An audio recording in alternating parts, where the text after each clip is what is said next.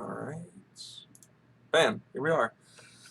What is up, guys? Welcome back to the live stream. Today we're doing another episode of Reviewing Your Cars live here on the channel. Oh, phone's audio's on. Give me just a moment. So, one thing we are doing different this time around, because what I've been trying to do with these is I've been trying to make them better as we do more of these.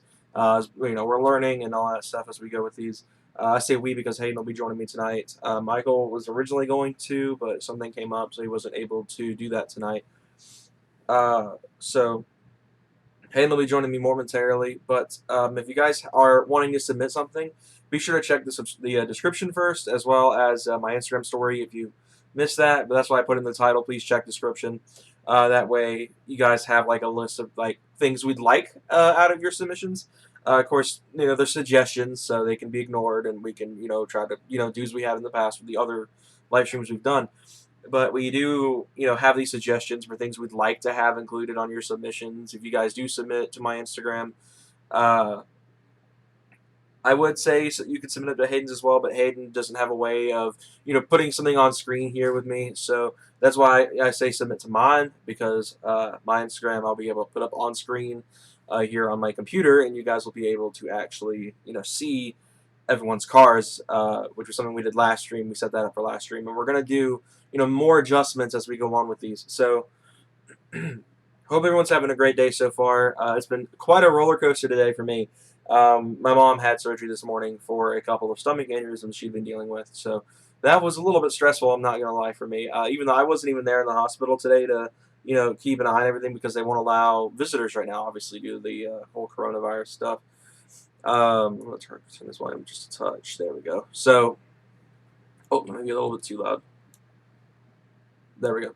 So, yeah. So I wasn't able to keep an eye on her or anything, and see everything myself. So, my dad had to get up at 3 in the morning to go and check me, be there while she was in the OR. When she got admitted, they pretty much made him leave. So, she's having to stay overnight, and we'll be back home tomorrow, which will be nice. So. Just a quick procedure. It was done and dealt with, and everything seems to be just fine. So I'm pretty happy about that. But we are going to be doing, more reviewing cars tonight. So be sure, if you haven't already, to go submit to my Instagram, OneLoad 4.0 on Instagram. If you guys want to have your car submitted, please. One thing I'm going to do right now is I'm going to read through the description. So I put some suggestions that I put in. Pretty much, I never even ran these by Hayden. I was just like, here's some things I think will just make our lives easier as we're doing these streams. So the first thing I asked about was sending a mod list. So when you're sending your cars in, it would make things a lot easier if you guys send in a mod list. That made it, that would obviously make it easier for us, because we would know what we're looking at. We would know what to look for. We could give off, all the stuff that's done to the car, and it would help give us an idea of how much is done to the car, because obviously pictures can show a lot, right? But we want to be able to know, piece by piece, what's been done to these cars, so we can get a further understanding of how how the builds come along. Obviously, the cars last stream we were able to pick out a lot pretty simply. Most of the cars we reviewed on stream last week were pretty modified. I have to say, hats off to everyone that was there last week. And all the cars that were submitted last week were all fantastic. But I do want to say from like here on out, you don't have to do this. And these are suggestions. You could pretty much ignore these, and we wouldn't even be upset. We would like to see a mod list, though. If you don't have a mod list to send, that's fine. But I would appreciate it, or we would appreciate it, just to be able to see more in depth of what you guys have going on with your cars. So that also might lead to more time on screen. One thing that we aren't really good at is, we don't have like a timer set anywhere to go over. We don't dedicate like 5 minutes to one car or anything. We just kind of ramble on. So if you guys like being on screen for a good bit of time, giving us a mod list and allowing us to look through it will allow it to stay on screen for longer, and therefore have a bit more screen time with your car. So if it's much appreciated if you guys send us a mod list. Pretty much, it'll make our lives a little bit easier, but you don't have to do it. We can figure things out as we go. We'd like to see multiple photos. Now, everyone has been really good about sending in more than one picture. We've had, I think, a couple of cars they've only sent in one singular picture, or cars that we've reviewed, obviously, that only have a handful of pictures available. We'd like to see stuff from multiple angles. That way, it gives us more vantage points. We're able to see the car in different lights. and stuff like that. It really helps out a lot. Now, no one's actually, all these suggestions weren't like caused by like someone in particular not, doing something. We just thought this would be a good way to streamline the process of reviewing these cars online a little bit. So we'd like to see multiple photos. Obviously don't spam our inbox or my inbox with like a bunch of photos or anything, but we want to see multiple angles, multiple vantage points, so we can look at these cars and get a good feel for all the cosmetic work done to them. Maybe even see some performance stuff that you can see from the outside, like an exhaust. Because I'd say me and Hayden are pretty good at identifying stock exhaust, which is fine. It's okay to have stock exhaust, but having multiple photos and multiple angles and multiple lighting and all that stuff allows us to see, all the vantage points. And again, no one's guilty of only sending a singular photo. I don't think we've had that issue at all. But it would help us out a lot to have more than one picture. One thing that we did have happen in the past, and one thing I want to touch up on, we are going to continue to review pretty much any car that's sent in, but we'd like to say to kind of refrain on the bone stock cars. And the reason that is just really hard to review. We appreciate everyone sending them in. We love reviewing cars on these streams. We've really had a lot more fun doing these than we do just sitting around and just rambling on for an hour and a half or so. So we've really enjoyed doing these streams, and we're obviously still going to be reviewing pretty much almost every car that gets sent in. Mainly due to my channel's small size right now, it obviously means we have a lot more time to dedicate to multiple cars because we don't get crazy amounts of submissions. The last couple of streams we've gotten like a very small handful of submissions, and then we've just gone and anyone that's in the chat that I know the Instagrams of, I'll go and like look at their cars. And we're obviously going to continue doing that, obviously. So sometimes people are going to comment in here, and if I know your Instagram, there's a good chance I'm going to look at your cars anyway and review them on stream, even if they weren't explicitly submitted to me. But it's just really hard to review bone stock cars. That's why I say include a mod list, because if a car looks bone stock, we're going to assume it's bone stock, and there's nothing to talk about. An example would be like, say you have a stock like Silverado that's got a torsion twist on it, or a lift kit, like a leveling kit, but it's on stock wheels still. We're still going to assume it's stock. Because, I mean, for people like me who don't know a lot about lifted trucks, I don't know what most lifted trucks are supposed to look like when they're leveled out. So, it makes it a little hard. So having that mod list, if your car looks generally kind of stock, will help us out in the long run. So we're like, okay, so this car's got this, and this done. But yeah, we aren't really crazy about reviewing completely bone stock cars, and it's not because we don't appreciate you guys sending in your cars, because it does take a little bit of guts to get your car critiqued by some dude on the internet. I mean, it is kind of gutsy, so we appreciate it, but it just makes it a lot more difficult to comment on and commentate over is a bone stock car. So, but we appreciate all of you guys sitting in your cars, and we would love to continue doing these streams. So still send your cars in, even if they are stock. We'll find a way to make some sort of comment on them. But we will say it'll be a little bit more difficult to review if you send in a stock car. So we're not completely condemning stock cars from being on these streams, but we're just saying it's gonna be a lot more difficult to critique them. So yeah, Hayden should be hopping in here any minute now, and we'll be able to finally get started with the actual fun part of this stuff, because we do have one submission that was sent in. I posted several hours ago to try to get a head start on this. I posted 7 hours ago on my Instagram story to try to get people to send in their cars a little bit early. We do have a submission already, but I wanted to wait for Hayden to hop in here before we actually got started with the actual reviewing of people's cars. He should be here any second now. I'm guessing he's probably running into some internet issues, much like I have, but it's actually holding up pretty well right now, which is nice. So I'm also going to apologize for any fan noise you guys hear. If you guys don't know my house, my room is, for whatever reason, just a really bad hot spot.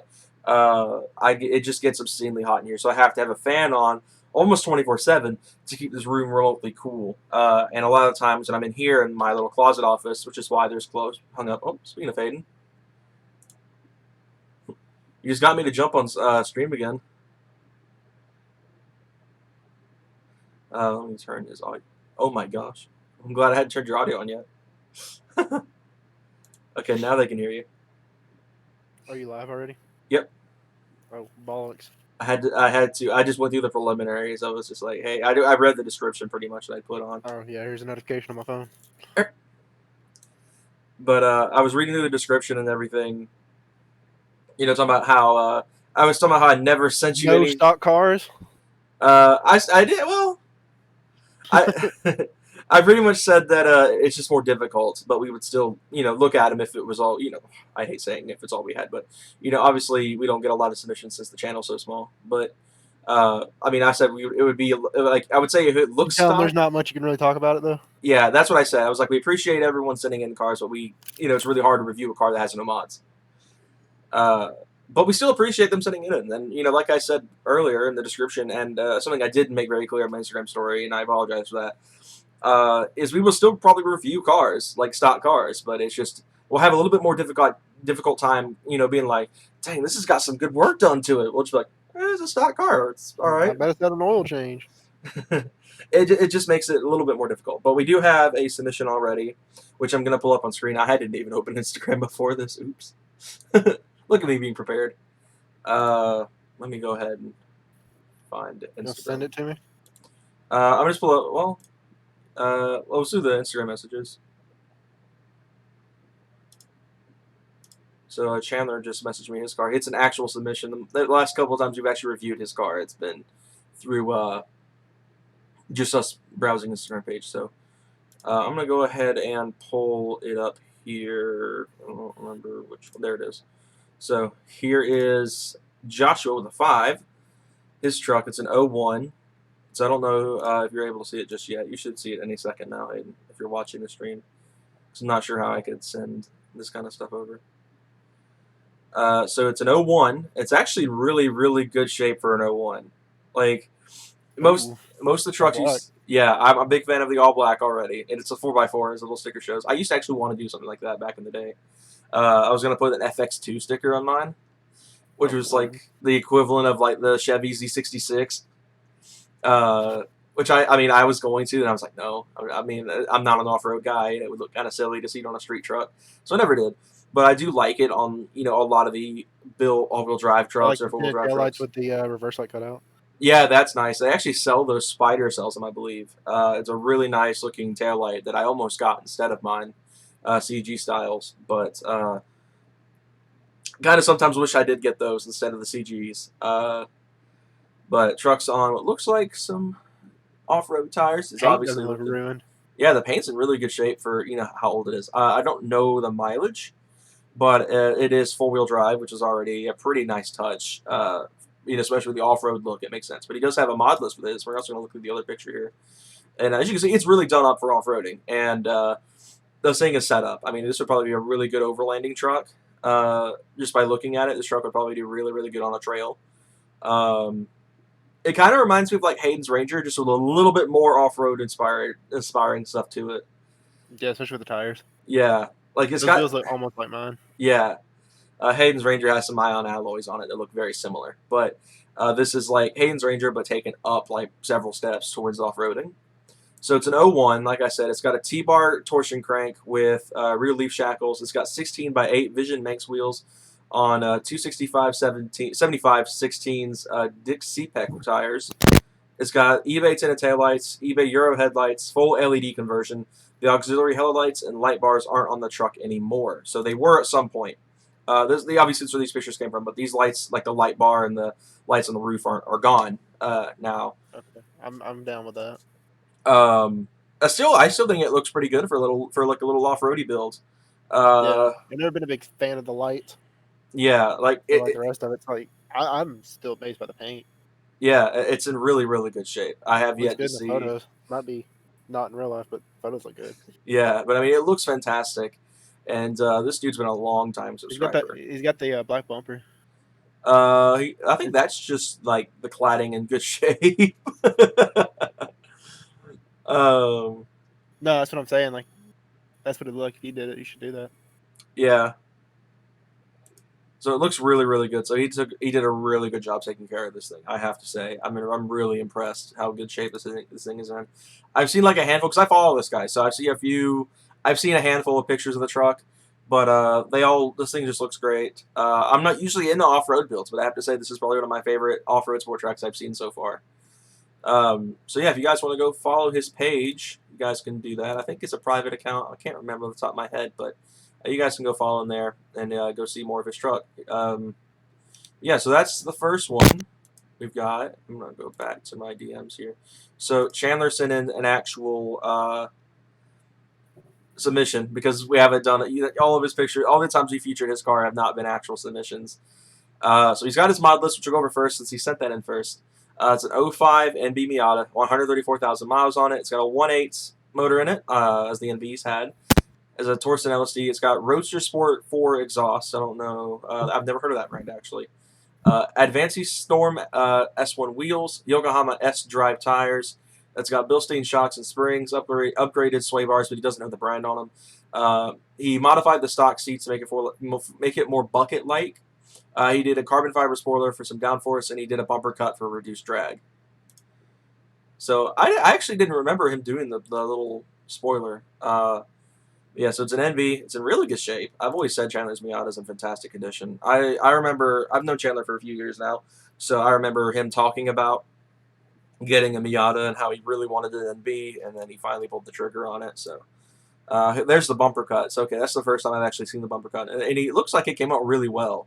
You know, a lot of cars, you do bumper cuts on them, and they just never come out right. But it looks like Chandler's was done pretty well. I do like the carbon duck lip. That's like a really nice touch. Um, but yeah, so the car looks really, really good. Hayden, what's your judgment? Should have got Estico. Oof. Just joking. Well, not Dang. really, but I mean, yeah, I like it. I would. Miatas need tons of low. That's the only thing I'd like to see. Like it dumped on its nuts. Yeah, Jake's old Miata was slammed. Miata's a fantastic slam. If they have like any amount of wheel gap, it looks awkward. Yeah, so that's one thing we would say is obviously, I think he's trying to do more of a track setup though, which is probably why he doesn't have it Is he so low. autocrossing? I believe he's been wanting to. I remember that was something he did talk about doing when he first got it. Was going on autocross and stuff like that. If that's what he wants to do, we know just the guy. We know Yeah, just the guy to get him if it's hooked an up. autocross car, I understand it. But if it's just like a street car, I would slam it. Yeah.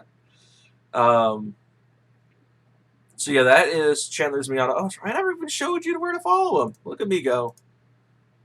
So yeah, that's where you can follow his car page because he used to post the stuff on his normal page, but uh, he posts them now on this page. You guys can go follow. I actually found this. He didn't even notice I like found it until I'd actually followed him on there. You should boost it.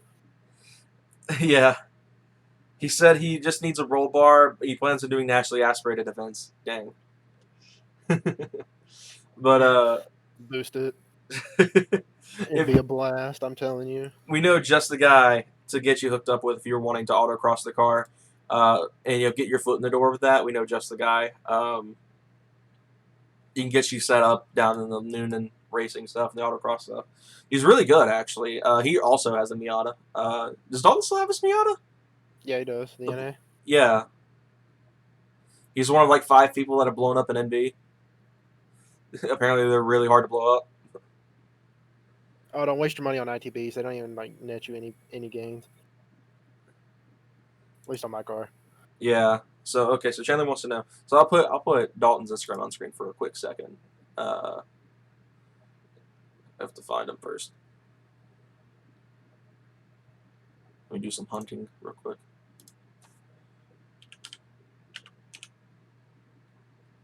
It'd be handy if you like my post because then you'll just click a post and find him rather quickly. But here it is. So you guys want to follow Dalton and get your foot in the door for autocross. This is your guy. Has his little NA. He's not really heavily modded or anything because he runs in a very specific class where you can't have like too many mods. Stock car class. Yeah. So he's really good. He's apparently really, really good at what he does.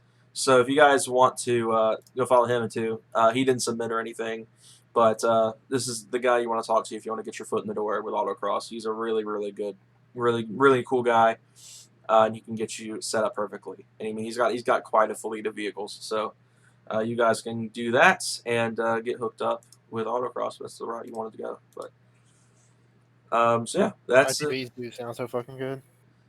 Didn't All the intake noise. aren't they wild in the S2K? Oh yeah, like the STK already has retarded like induction noise, but like when you put ITBs on it, like the VTEC crossover is so fucking loud. It makes So like a pop when it does it. So we're putting ITVs in your car, in other words, if it doesn't Dude, sell the this bitch is week. like $3,000. I'm gonna Sheesh. boost it at that point. Goodness, yeah. That's Yikes. just SDK parts for you. Again, always Yeah. that tax. If the car doesn't sell this week, are we putting boost on Maybe. it? Send it. I gotta go faster. I'm tired of getting smoked by Mustangs. I got smoked by another one today. I was pissed. Was it another 18 10 speed? No, it was a 14.50. Was it auto? I couldn't hear him. Oh, it was quiet? It was not very loud. Lame. I think it was probably stock. So I know the 6R80s are actually kind of quick. They just shift real slow. And, manuals obviously have a tendency to, break third and fourth gear. I was expecting to go deaf, and I saw 5.0 was like rolling up next to me. I was like, oh geez. Oh, so we got a funny story we didn't actually tell, like, in a video recently. So me and Hayden hung out, what was it, Saturday? We went on a Hmm. not really long cruise and both got sunburnt. Hmm. But we were riding around and we found we rolled up on an Audi R8 out of all cars in our county. We live in like one of the poorest counties in the state, and we rolled up on an Audi R8. That rhymed. That was kind of funny. But we were just sitting there. We're just riding down the road. Just your normal '95 Chevy 1500 that's covered in rust and just all beat up. Probably has 500,000 miles on it. And all of a sudden, we look behind us. There's a doggone Audi R8 coming right up the road. We're like, okay, this is going to be interesting. So Hayden tries to get ready to give him the sauce, and the woman driving was just like, no, and just sat there. Yeah, I was like, come on. They got such a good. They were loving That it was an though. easy win for him or her, but like didn't take the bait. I was pissed. I just loved how they were smiling so much as you did romp it right by them, and they caught back up with us, and they were just all smiles. You could tell they were actual enthusiasts. But I thought that was hilarious. We rolled up on a lot of like really nice cars that day. I mean, we saw Rolls Royces, Aston Martins. We didn't even drive very far. We drove like 30 minutes out at most. Like the farthest we traveled was like a county over. Uh, That Ironically county enough, is a lot wealthier than ours, though. yeah, it's really funny because it's like you go to that county and people are rich, right? It's a pretty rich kid county, and you come to our county, it's like a bunch of Middle class. middle class, lower class, that kind of area. So we thought it was hilarious. So we just at our county of all places, we see a Audi R8. I mean, I've seen crazier. There's literally a tiny gas station next to a church, about like 2 minutes down the road from where I live, where I saw a Countach just fueling up.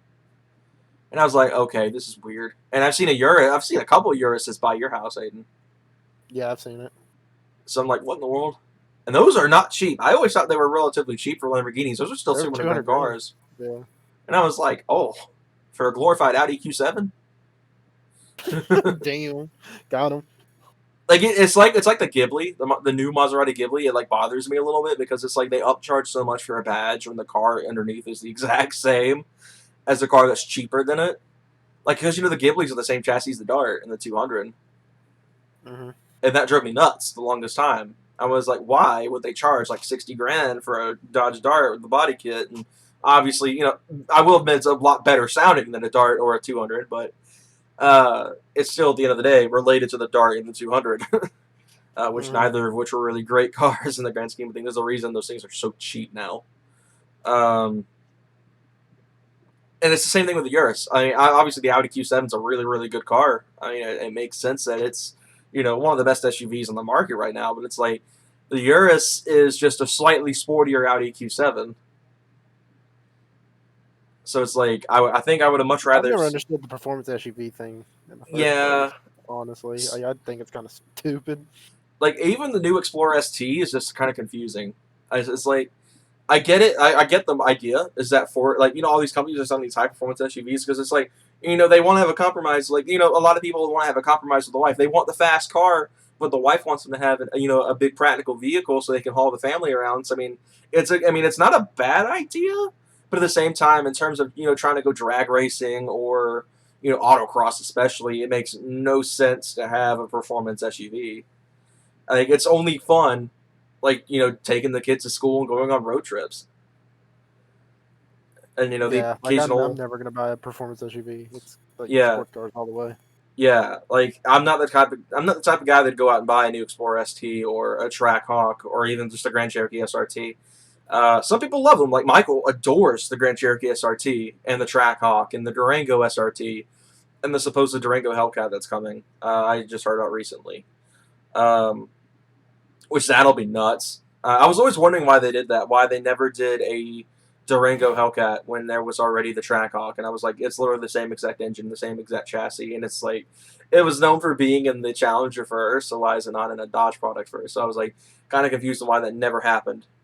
But Because now, Dodge like to milk this Hellcat thing as long as they can. Every couple of years yeah, they'll put it in something else, and then everybody be like, and I buy it up, and they don't yeah, have to spend any money on like redesigning their goddamn cars that are ancient.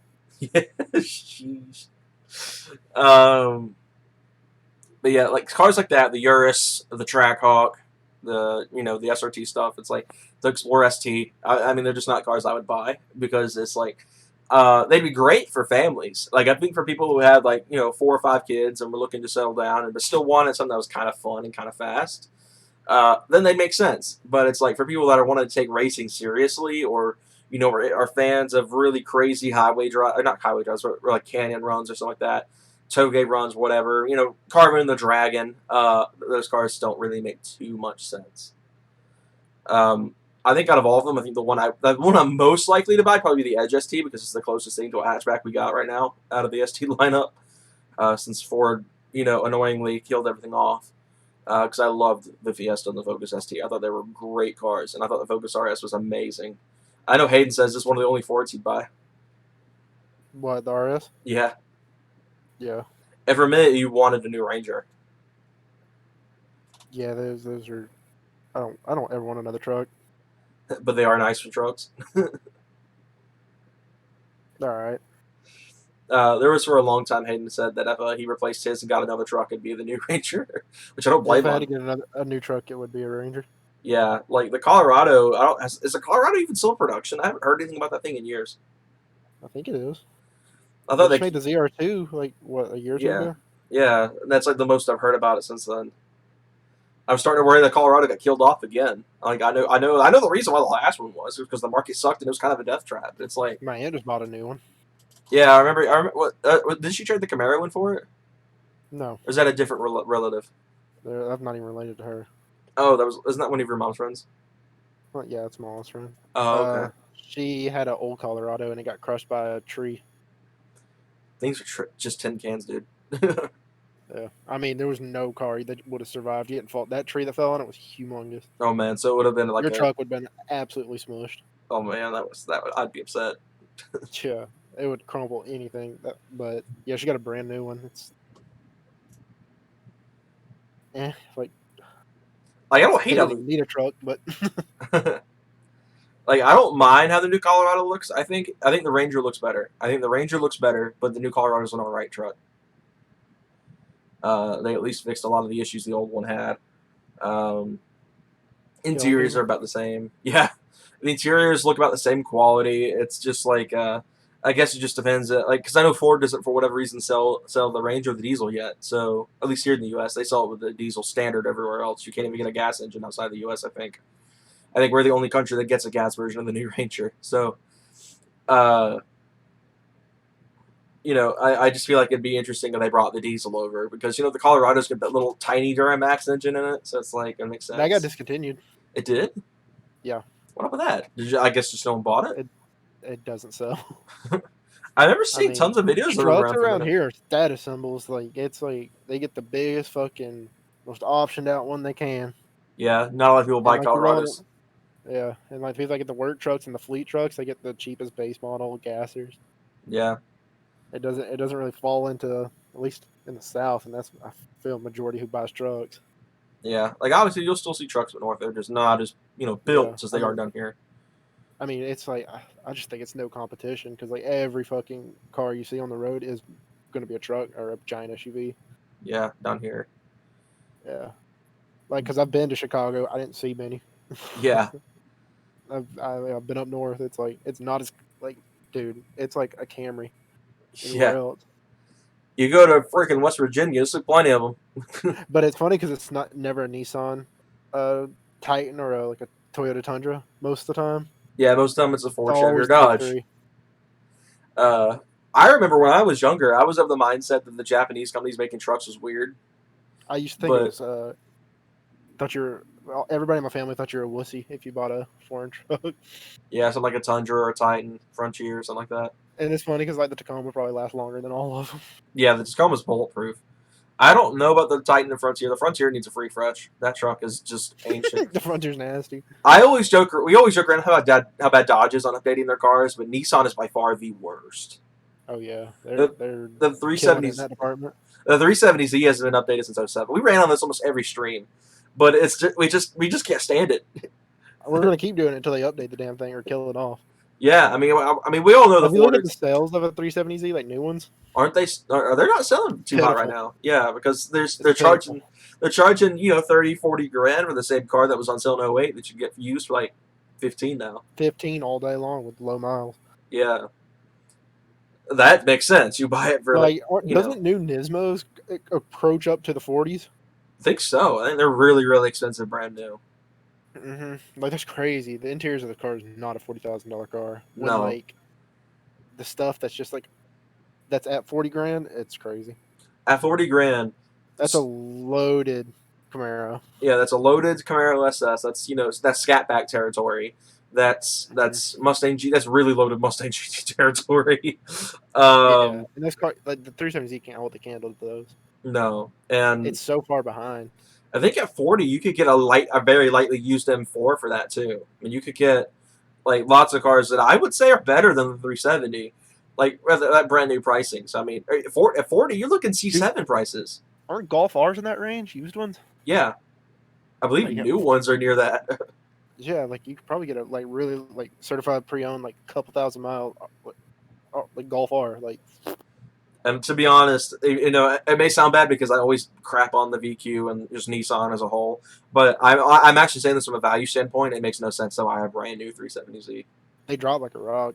That and like we were just saying, the car's been around since '08. You're more than likely, I would say, if you're gonna get a 370, it'd be best to go and buy a used one that has low miles because you're more likely to get it for half as much as a new one costs. I mean, unless you just want the new car experience, you want to have that car, that first drive off the lot, and the car's life. That very first oil change after break in. Just go test drive a couple cars in that range, Yeah, I mean, and you'll see the difference. it just doesn't make sense to buy a brand new one. If you're gonna get a 370, make sure you're not paying 40. Like I would even say spending 30 on a 370 so it makes any sense.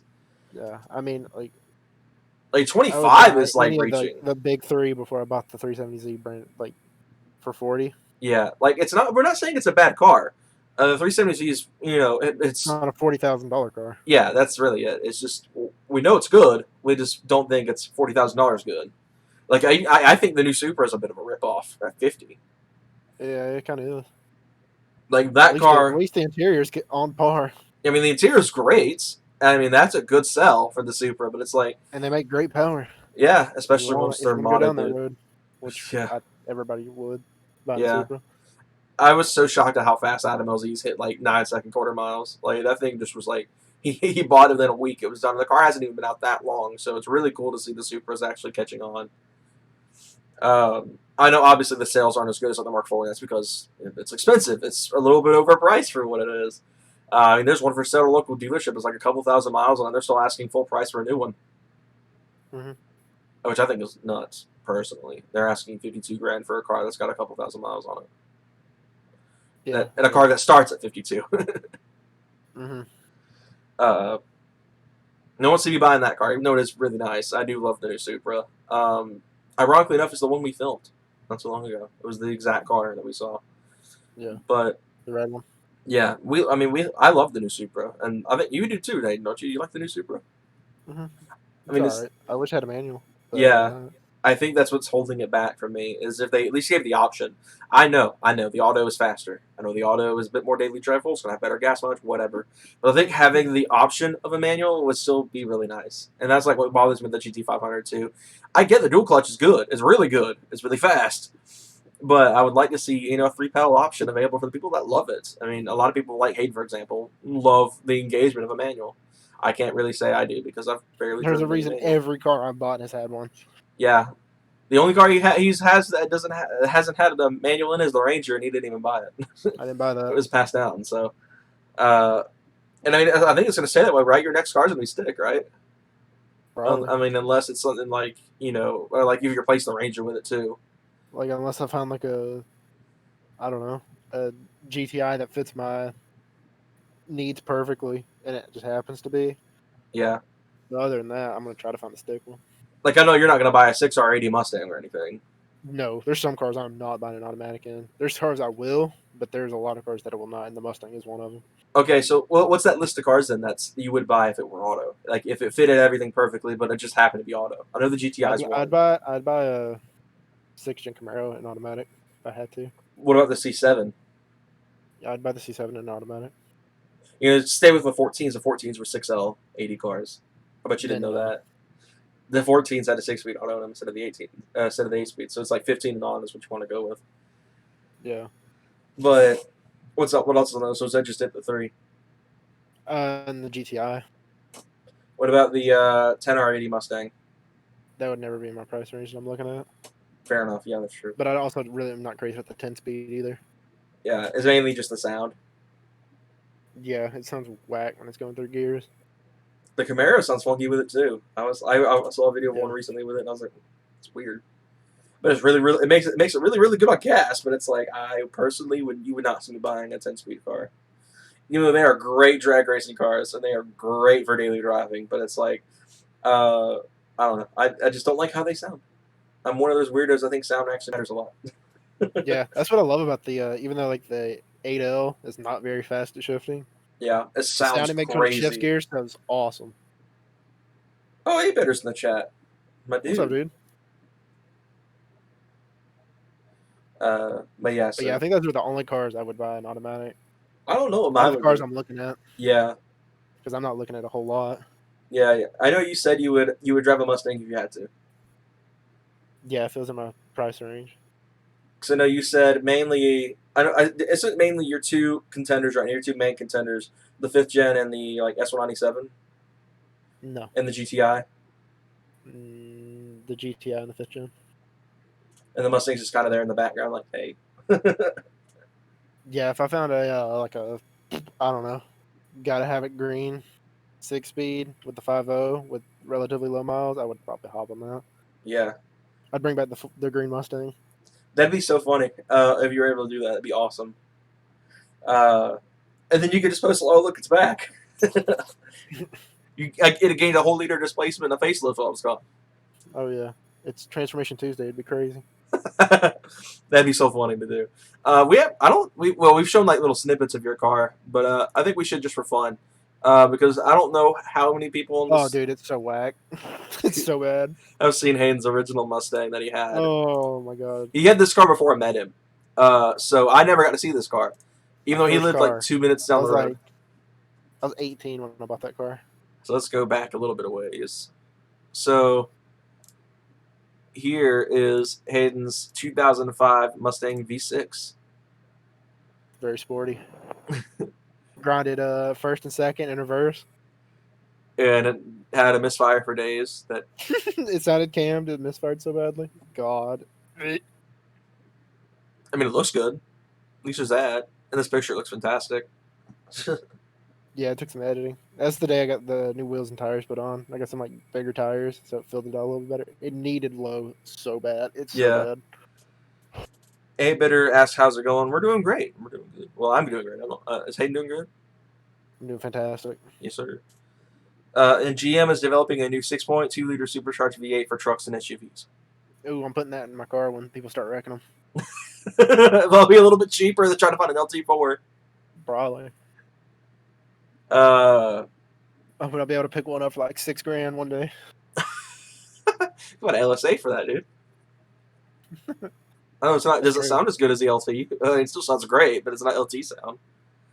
But yeah, that's Hayden's '05 Mustang V6 that I. Check out the stock photo. Oh, is this it right here? Yeah, down at the very bottom. Oh, the hood. I remember you talking about the hood kind of sucked. Yeah, it was missing a bolt. And then you fix it eventually. Yeah, What's up with the grill?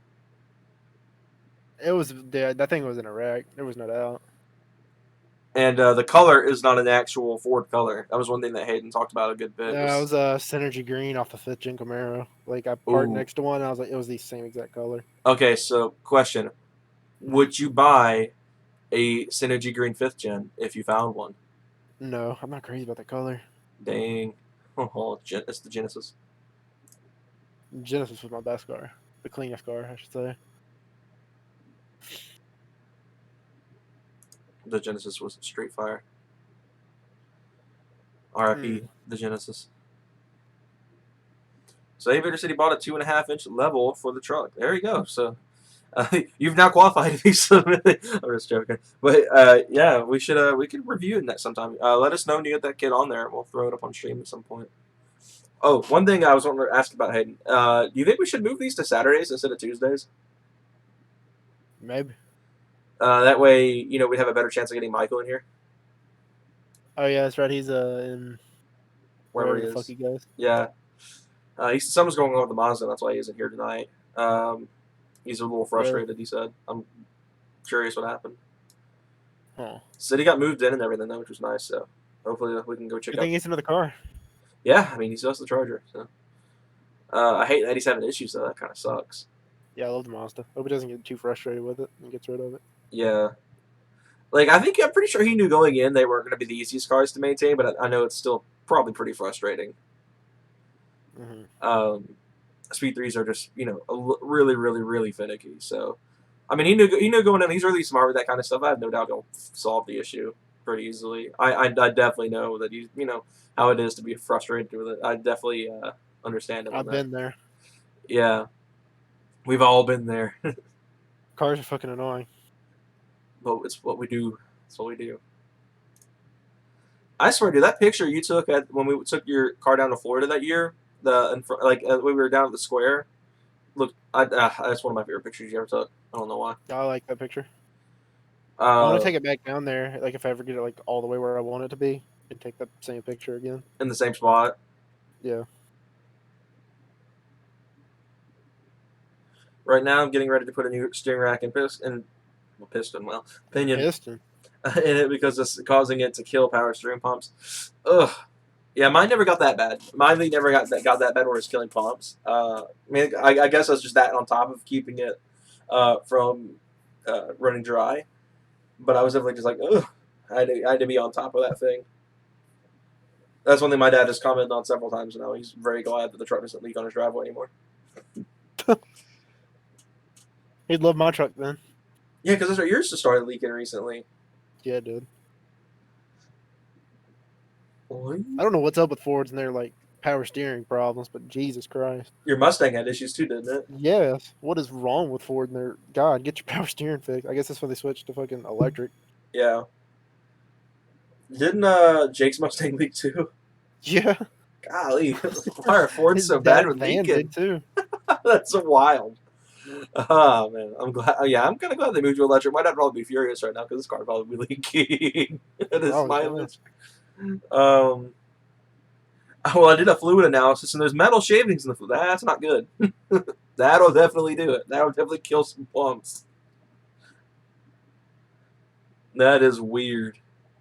How would you get metal shavings in powered steering fluid? Was it just like just the pump or something? Bad pumps or like steering rack getting like ground up or something? If I had to guess. It's from his rack. Yeah, he said it's not leaking, but he said it's The metal shavings is from the rack. yeah, I'm guessing. He said there's metal shavings in the fluid. Yeah, the rack. Yeah, okay, that's what I thought. Damn, that sucks. Was I guess new power steering pump. Ugh, I busted my chair. But yeah, hopefully that gets solved. That sounds like a nightmare. Hopefully that gets fixed soon. Really nice. You got it. That's just so expensive to do too. Yeah, I mean it cost me $600, and apparently that was cheap for getting a power steering rack done. um, didn't you say Jake paid like $1,000 for his to get replaced on his car? No, I think he did his for like $300. Oh, I just saw this That's how much it picture. cost me to get my my clutch and my headlights and stuff done. Golly, if I That change, junk's expensive. New clutches are fucking expensive. yeah, if I change the rack, I'll put a new pump in for free because it's under warranty. There you go. That's good stuff right there. I don't have anything on warranty, so I'm kind of screwed if anything breaks. Um, shoot, what was I gonna say? Yeah, hopefully, I guess we'll see what happens with the Honda this week because Hayden did have someone who was wanting to buy it. So I guess we'll have to wait and see how that goes. Have you heard from that guy at all recently, or has he kind of been going ghost? No, I was just waiting to text him back on a day that I'm free. Gotcha. I'm Um, just waiting. We still have to go finish up that cabinet job. There's still like a couple things we have to do, so I'm just waiting to get that done before I try to yeah, schedule a day to meet with him because I know it'll it'll fuck me in the ass like it always does. but I mean the car's in pretty good shape, I'd say. I am going to be sad to see it go. I've told you this already, but I'm going to be sad to see that thing go. I've really enjoyed, getting to see You that won't car. miss it when I get my next car. Probably, you never know. I do. I'm probably part of the camp that's going to say it'll probably be hard to find a car that handles like it again. But you're ready to get some muscle. You're ready to get some power. And Oh yeah. STK is not really powerful out of the box. Mm. I love those cars, and they will ever forever. They've earned their place on my dream car list. But I like power. And STKs don't have a lot of it. They're still fast, still very fast. But Oh, it definitely gets out of its fucking way for 240 horsepower. yeah, like that's part of why I always wrote the STK off when I was looking for cars. I was like, they're so expensive and they aren't really that. They don't have a lot of power, but then it's like power to weight. That's we ran about it all the time in videos. It's like all that matters. Having 1,000 horsepower in a 5,000 pound car ain't gonna help you very much. When Yeah, a it's 400 like I mean it's horsepower gonna be car, like anything with 1,000 horsepower is gonna be fast, but like yeah, Jesus Christ. you put that in a car that weighs half as much, it's gonna be faster. 400, I like, think the S2K is like a tin can, and when you're going like high speeds and that thing, it feels like fucking sketch. yeah, And that's part of what makes it so fat, like feel so fast. you have to fight it. Yeah, like it's like trailing on the road. It's like getting blown around by wind like crazy. So it's like my dad's old Volkswagen then. Yeah, How much do those things weigh? I've always I wondered. bet if I lowered it, it would be so much better. Yeah, get that center of gravity down. Let's see. How much do those dang Beetles weigh? I know they weigh nothing. I know they literally weigh nothing.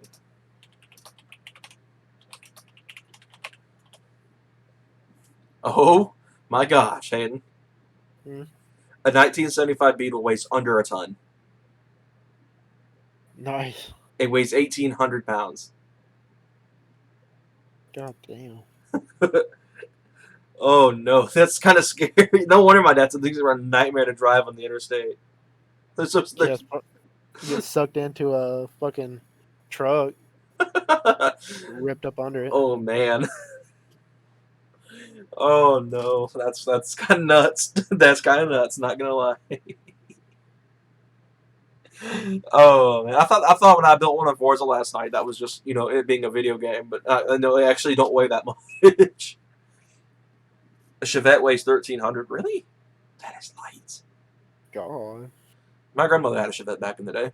She went from a Cutlass 442, I What do believe. those Geo Metros weigh? Oof, those things about weigh like nothing. Those things are tiny. Let's find out. Geo Metro. I'm glad Geo died as a brand. 1895 to 1984. Oh my gosh. So they weigh just as much as a Beetle, and they're just as slow. But I mean, actually no, they're faster than a Beetle, but they weigh just as much. That's not hard to do, but they're still really, really slow. I mean, like I could like walk just as fast, but gosh, they're slow. But they weigh nothing. I bet you slap a K series and a Metro, they go boogie.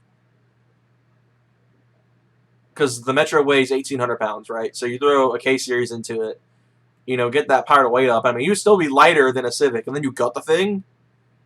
That just that's terrifying. Especially when the Civic weighs 2339, the EK. Yeah. which was like the closest comparison it gave me. So it's like the Metro is pretty light. You know, a K series and a Metro and like gut the thing, I think will be scary. Not that I would do that because I think the Metro is kind of ugly. A Challenger weighs 3 times as much. Yeah, it Oh, does. the Ford Challenger. The damn I thing weighs like double my car. I think Dodge is. I think they should really lighten up those cars. I feel like if Dodge could get the weight down on the Charger Challenger, they wouldn't be made fun of so much for their weight. I was about to make a joke about myself in high school, but I actually didn't get made fun of for my weight in high school, so it wouldn't have been truthful. Mm, God damn, the Challenger's 4,400 fucking pounds. That actually is what my truck weighs with me in it and it loaded down with garbage. About 4,500 with me in it and with it loaded down. So you weigh a Charger 4,500. That's God damn, that thing's humongous. what's scary though is it's still quick for how much it weighs. I think That's a obviously, fucking lot of horsepower. yeah. I think the weight is going to hold it back. Obviously, it's what I've said in the past about like the Charger and Challenger. That's literally their only thing that's holding them back is the weight. They've got a pretty stout powertrain behind them. I mean, they got a really good 8 speed. The Hemi, as much as I always say, it's like I would say like it's still a good engine, but it's definitely the I hate saying the worst, but because I don't think it's a bad engine, so I can't really say it's the worst. But it's I'll say it's the second best out of the box. oh, you're putting it ahead of the Coyote. Yes. Dang. Coyote's full bolt-on's a different story. Yeah, Coyotes with full bolt-ons are scary. It's insane how fast these can get with Those just shits are bolt-ons. fucking fast. That's dumb fast. Like that's I guess it's where people say Coyotes kind of just break logic. It's like bolt-on LSs get pretty quick, but I think doesn't the Coyote get more out of full bolt-ons than something like an LS would? Well, the Which LS LS, are you talking? I'm just talking about just like LS1 or Well, LS3 because duh. the LS3 would be more of a comparison between the like Coyotes and Zero at the same time. Not necessarily. I know full bolt-on. I don't know what Mustangs get. I know a full bolt-on Camaro gets to about 510. Sheesh, that's still like scary. You know, back in the early 2000s, to get the 500, you need like twin turbos on a 2 valve to get there. I think that's heads and cam or cam only or something like that. Yeah, But that's kind of a bolt-on. I'm thinking naturally aspirated horsepower. yeah. It's still unbelievable how like the LS and the Coyote both just are just so broken. You know, in terms of engines, it's like they don't make Yeah, any I mean they sense. just love to make power, which is awesome. I wish the Mustang had a transmission that would hold up to it, but Yeah, Coyotes can handle more in stock internals if it's a Gen 2. The Gen 1 and the LS are about the same in terms of durability and stock internals. High horsepower. I know LS3s are kind of a bit problematic with stock internals. Like it's mainly pistons. The rods and their cranks are great, but it's like the pistons I think are the big issue with LS cars. And with Mustangs, it's ringlands. I know is a really bad issue, and you just start making tons of power. Um, 4.0 is the same story actually. The 4.0, the 3.5, and the God 3.7. damn, his truck weighs 5,400 pounds. And that's Holy and that's with shit! and that's with the small motor. I can only imagine with the 5.4 and how much the thing would weigh. Oh my god, what's it 0 to 60? What does it have in it? And he's got the 2 valve in his. Like the Mustang 2 valve? Yeah, the 4.6. What's the 0 to 60? Oh Jesus, I'm gonna look it up. I'm actually curious. I didn't know it was that heavy. They thick. They thick as fuck. God damn. I think he says this is an 08.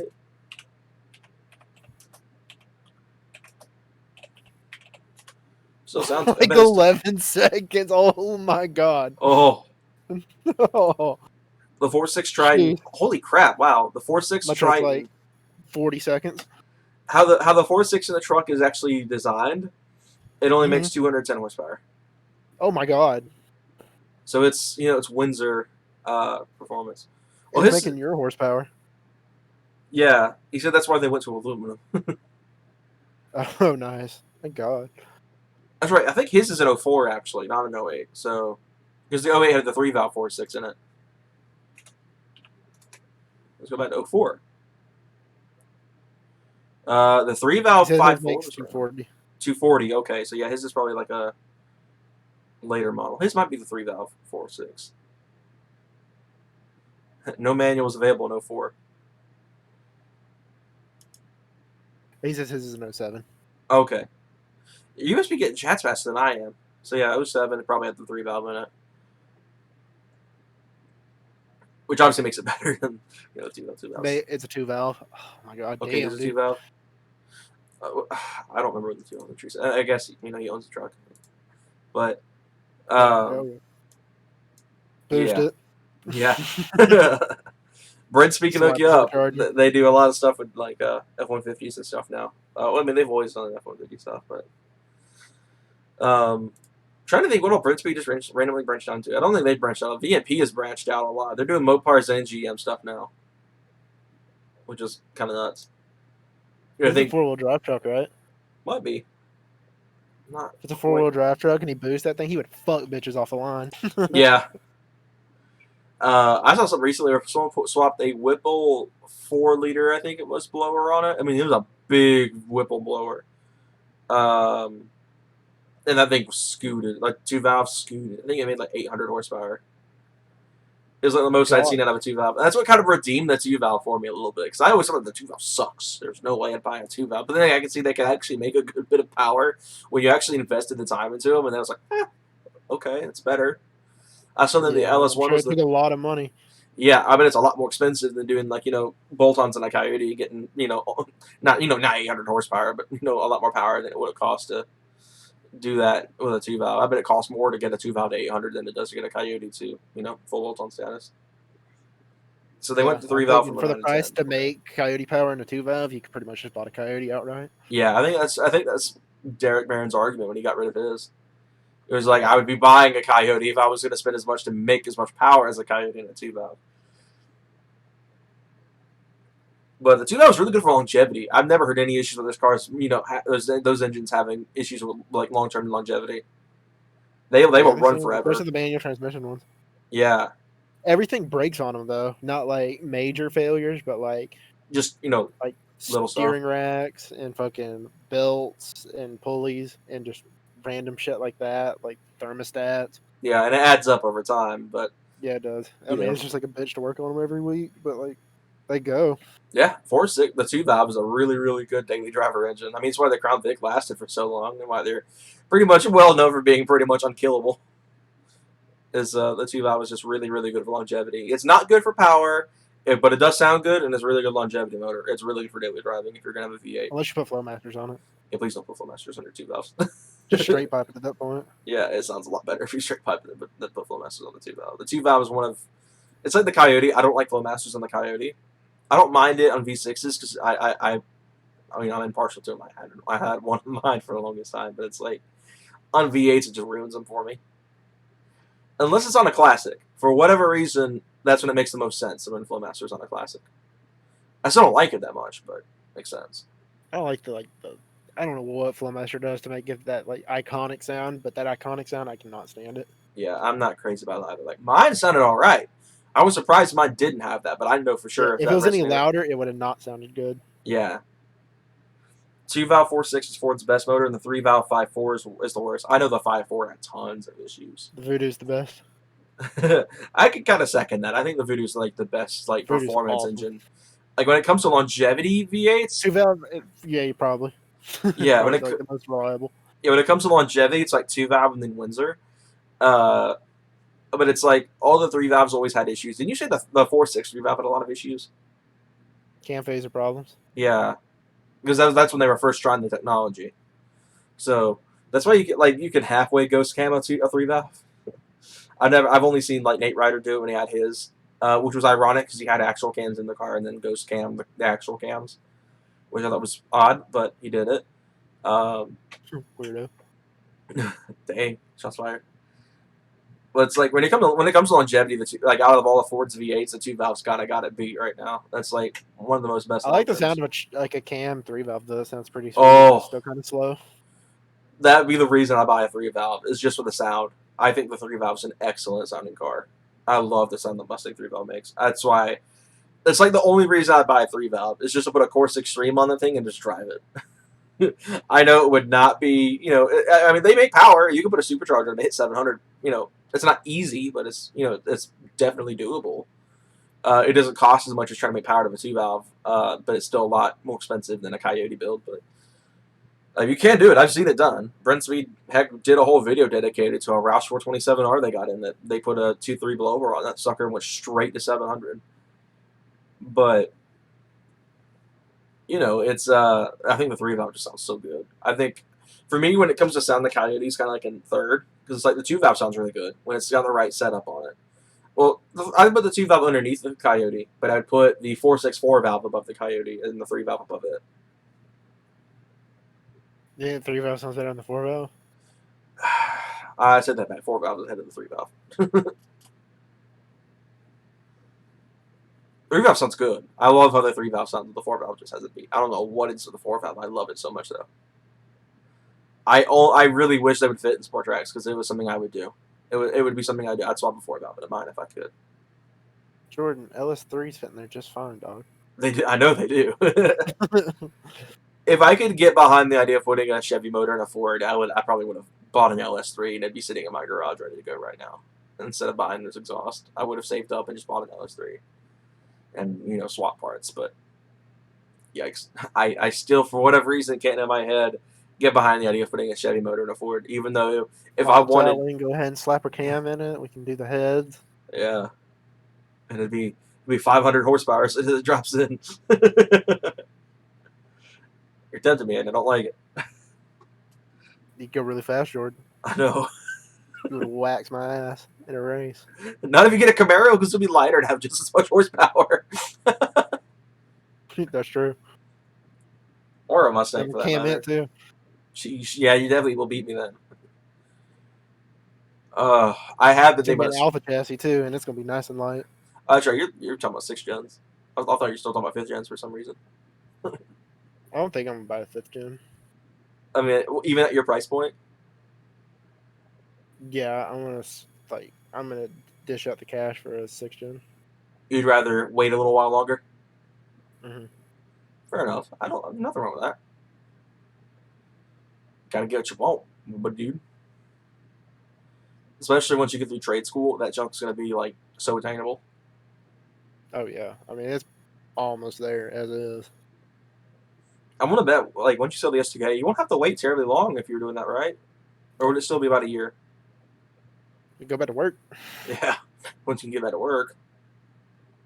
That'll be a lot of money you'll be saving, which will help out a lot too, since you'd only be paying for insurance on the Ranger. Exactly. And just putting gas in it instead of putting gas in both cars. Exactly. You don't really put a lot into the S2K as much as it is. I haven't recently. It's all I've been driving. Poor Ranger. It's getting neglected. The weather's been too nice. I don't blame you. Nice. I've been just like, I mean, it's time to shine. I drove the Ranger all winter. Would a 460 fit in a sport track? I think as long as it's a push rod motor, it'll fit. Pretty much, the rule I've learned is if it fits in a Fox body, it fits in a sport track. That is not the case. Not every engine. Coyotes fit in Fox bodies, but they don't fit in sport tracks. But it's like the majority of push rod engines do fit in these trucks, unless it's a Hemi. I think the Hemi doesn't fit. Huh? LSA would fit. The Bolero would stick out, but we can cut your hood. Yeah, put a cowl on it. We can he can run it without a hood. That'd be kind of illegal, I think. No. I know some states, they freak out if you run without a hood. They think you're crazy. Dude, Georgia doesn't give a fuck about nothing. Unless you're driving an S2000 with a tinted license plate cover. Yeah, or a goddamn underglow. 8-1 Vortex swap? Yikes. I mean, I think it would fit. I mean, it would probably fit, but it'd be so slow. So slow. Oh, man, I would rather not. I used to Pro charge it. I used to have a lot of displacement, so I mean, a Pro Charger in that and the right setup might be a monster, but it's like, out of the box, they slow and they heavy. Stick a 4.5 Whipple on it. Oh, gosh. On a big 8.1 engine. And get like an actual LS cam. If they fit, I don't know if the 8.1's like the other Vortex motors where it's like directly 11.6. God damn.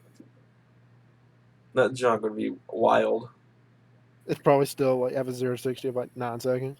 Probably, even with a huge blower on it, because it would wave the truck down so much. Yeah. Your front end would collapse. That trunk would literally, like, would literally have a drag stance. The front of the trunk would be down on the ground, and the back would be all the way up. Oh man, that'd be wild. I have been thinking about supercharging it again though. It's such a weird. It's so hard. Part of me really wants to do it, but part of me thinks it'd be stupid. Like I was looking at the kit again today.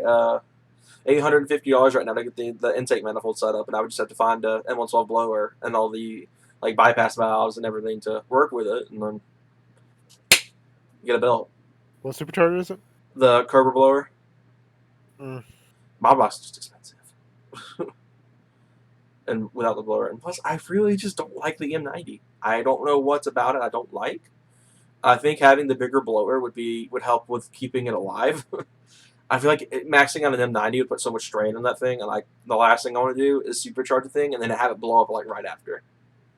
Running the same boost on an M112 would probably be a lot safer because it would, obviously wouldn't put as much strain about, on the blower itself. Mm-hmm. Wouldn't be cramming as much air maxing out into the hood of the thing. Last thing I need is that thing blown up if I ever do go that route, because it's going to be expensive. I already know, because there's a good chance I probably won't supercharge the 240,000 mile engine. I don't blame you. If I did it just to get it over with and get the content out and make up a bunch of views, I'd run it like 4 pounds of boost. It would literally have no boost on it to keep it from exploding, because that's the last thing I need to sort of blow up. What about the timing chains? That's my big reason why I wouldn't be boosting probably my engine. Is I would get one. I'd probably preferably buy like a used low mileage one and replace them anyway. Even if they say they've been replaced recently, I'd do it myself anyway, just to get it done. Because apparently, once you have the engine out, doing the tensioner is a super easy job. Like apparently, like super easy. That's just the issue. Is getting to it is the hard part. You can do the front pretty easily, but the back one's a nightmare. Well, I still think that's stupid. I don't know why the heck Ford did that. It could be worse. It could be the 4.2 Audi motor of all four in the back.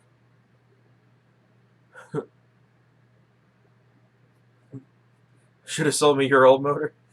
If I had the money, I probably would have bought it. Only had a 140K on it. Not bad. Yeah, that's a lot better than 240. So I probably would have bought it too. If I'd had the money, I probably would have bought it from me. Shoot, dude, it kills me because it's like I really want to do it, but I know it's going to cost me a lot to get it done to where I won't die as soon as I do it.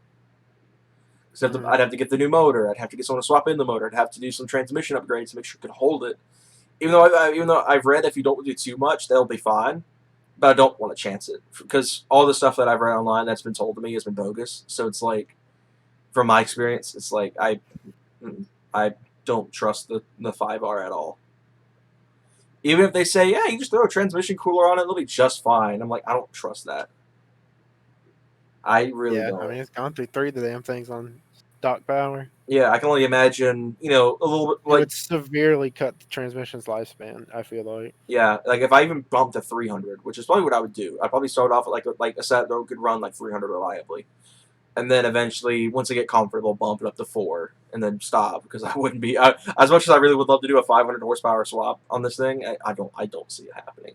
I think without methanol and E85, which would cost a lot to get it set up for, it's not gonna. I don't think then it would be like 498 wheel. You'd be like right at it, but it wouldn't be 500 wheel. And then what's the point? I'm spending an insane amount of money to get the truck to 400 horsepower. It's the argument I've made for the two, like against the 2 valve for years, and it's just 2 less cylinders and even harder to get to that power level. It just barely makes any sense. It'd be cool and it would sound good. I love blower wine. It'd be fun to drive around, but at the end of the day, $6+ grand, if not more than that, to get it set up to do it, and getting the tuning done properly where it won't blow up or anything like that would just be a nightmare, and it would just cost so much. What's an AODE swap it? It's I believe a 4-speed auto that Ford had made that was like virtually indestructible. Oh. It was a very, very strong transmission. I've heard a lot of good things with AODE, but I don't like 4 speeds. If I did any transmission swaps, it'd be for a manual trans. It'd be something like a M50D or T56. Preferably a T56, so that'd be really nice for gas mileage. I grew on a T56 in my car. I was reading today. Yeah, I remember you told me about that when I was over at your house. I either yesterday or the day before that, or I not was the day reading the before that, but post on how they Saturday. did it, It's not hard, is it? and it they even mentioned having to like expand the transmission tunnel. Oh All wow. it took was a bell housing swap, and it bolted right up. You don't even have to do like any sort of modifications. No, Wow. I mean he didn't mention any in the thing I was reading. But why would you want to do that? Isn't the stock transmission the S2K already pretty strong? It's pretty strong, but it is a weaker link, Hmm. It's not as bad as the pushing for diff. higher horsepower. Yeah, I mean the diff's the weakest. Yeah, because I thought I remember reading some of the S2000 transmissions are pretty tough. Yeah, they're decently strong, but like again, they're not like good at shifting fast at like when you're pushing like 400, 500 horsepower. Yeah, so it's kind of like an MT82, A but little bit. not quite as not as bad as an MT82, but it's similar, I guess, in Yeah, I terms of mean strength. it's not made to hold that power because it was made for 240. Yeah, like it's built. I would say it's built better than like an MT82. Yeah, it holds power like an MT82 though. Yeah, that's like the only thing. Well, no, it doesn't because I mean people still run them for years Yeah, on pretty high horsepower, but like again, it is one of the weaker links. throw a 10 or 8, do a 10 or 80 swap. Yikes! I mean, it would boogie. It'd be a good drag truck, but I like the 10 speed. It's really good though. I've heard nothing but good things with the 10 or 80. They're a lot better than the MT82 they introduced in 2018. That's a bad transmission right there. I've seen most Watch of out for that seventh gear though. what the 10 or 80. Yeah, Oh no, it's the seventh gear bad in those. yes. Oh boy, That gosh dang it, that's Ford. part of the 10R80 that doesn't hold up to power so well. Gosh dang it, Ford and GM. I think that's with like 900, 1,000 horsepower though. Yeah, and you can get a built 10 or 80 then, right? I think I mean they've been in Yeah, they the do. world for a couple of years now. I know Guitar McGinn ended up with a built 10 L80 in his car when he had the twin turbo car. Yeah. I mean, it'd be a fast, drag truck. I don't know if a 4.0 would be able to spin all 10 gears though. That thing would hit seventh gear and stall. Did you go another nothing? You're gonna need some like 477s in it. Yeah, it's gonna need some really short gears in the back in order to spin a 10 or 80. I mean, I've seen people complain about T56s on 4.0s too. Oh, they don't spin in sixth gear. I'm like, heck, didn't the doggone SN95 not even spin at sixth gear or fifth gear? What Jake's Mustang, did you say it struggled in fifth gear? I mean if you're trying to peg the speedo, yeah. It would not use all of fifth gear. Yeah, Like it would get to about like 4,000 RPMs and kind of stop. yeah, that's kind of funny. Like, I feel like that'd be the same issue with T56 for me. I mean, I'd probably hit the same wall, either fifth or sixth gear. It'd be like, nope. I mean, it'd be good for daily. It'd be good for like cruising the interstate though. Going on road trips, just popping sixth and just done for. It'd be really nice gas mileage. It'd fix my gas mileage issues. But yeah, if I did a transmission that wasn't, another 5R, like a built 5R, something like that, it'd be probably a manual. I don't see myself sticking auto. I'm not crazy about them. I've got over the years I've gotten less and less. I've been less and less a fan of these older autos. Like I love new ones that have like manual shift. um, but I don't like these older autos where you can't. But fuck, just putting your foot to the ground and going. Yeah, that's been my thing. I prefer to have control over my gears and just yeah, let's go foot to the floor. Um, All right, I have a question. what you got? Do you think if you would have stuck with it and still had the Kia, do you think you would enjoy it more than the Sport Track now? Maybe, Due to the fact that it would have a manual and you maybe could be blipping your own gears and the gears in the Kia the transmission, the shifter kind of sucks in the Kia, so that'd be kind of an issue. Not like yeah, a short I throw can't mean fix, but bushings maybe. yeah. Maybe I feel like with it being a smaller car and a bit more whippable, it'd be a little bit more fun. But I think in just terms of raw, just pulls, the truck's got to beat. I think there's just like you said, it's like at that kind of power level. I remember you told me recently like nothing pulls like it at that power level, and that's all the good truck's good at. Hmm. Well, he didn't say that specifically, but I say that specifically. The truck's like a one trick pony, and that's it punches you in the back and then tops out, and it's like, all right, we're done here. Yeah, it's like 0 to 30 is pretty good. Yeah. Um, but it's like I don't know. I think it'd be a hard question because it's like the Kia would be a fantastic low tier autocross car. It is a little heavy for what it is. It's a little bit heavy for what it is, but it's small, front wheel drive, manual. I mean, it would have been a pretty stout little early learning autocross car. It I definitely could have competed. Yeah, like I don't. It's definitely it would definitely would not be something like a time attack monster or a drag car, but I could see it being. It'd be something you could take to events and just like have some fun going around a little track.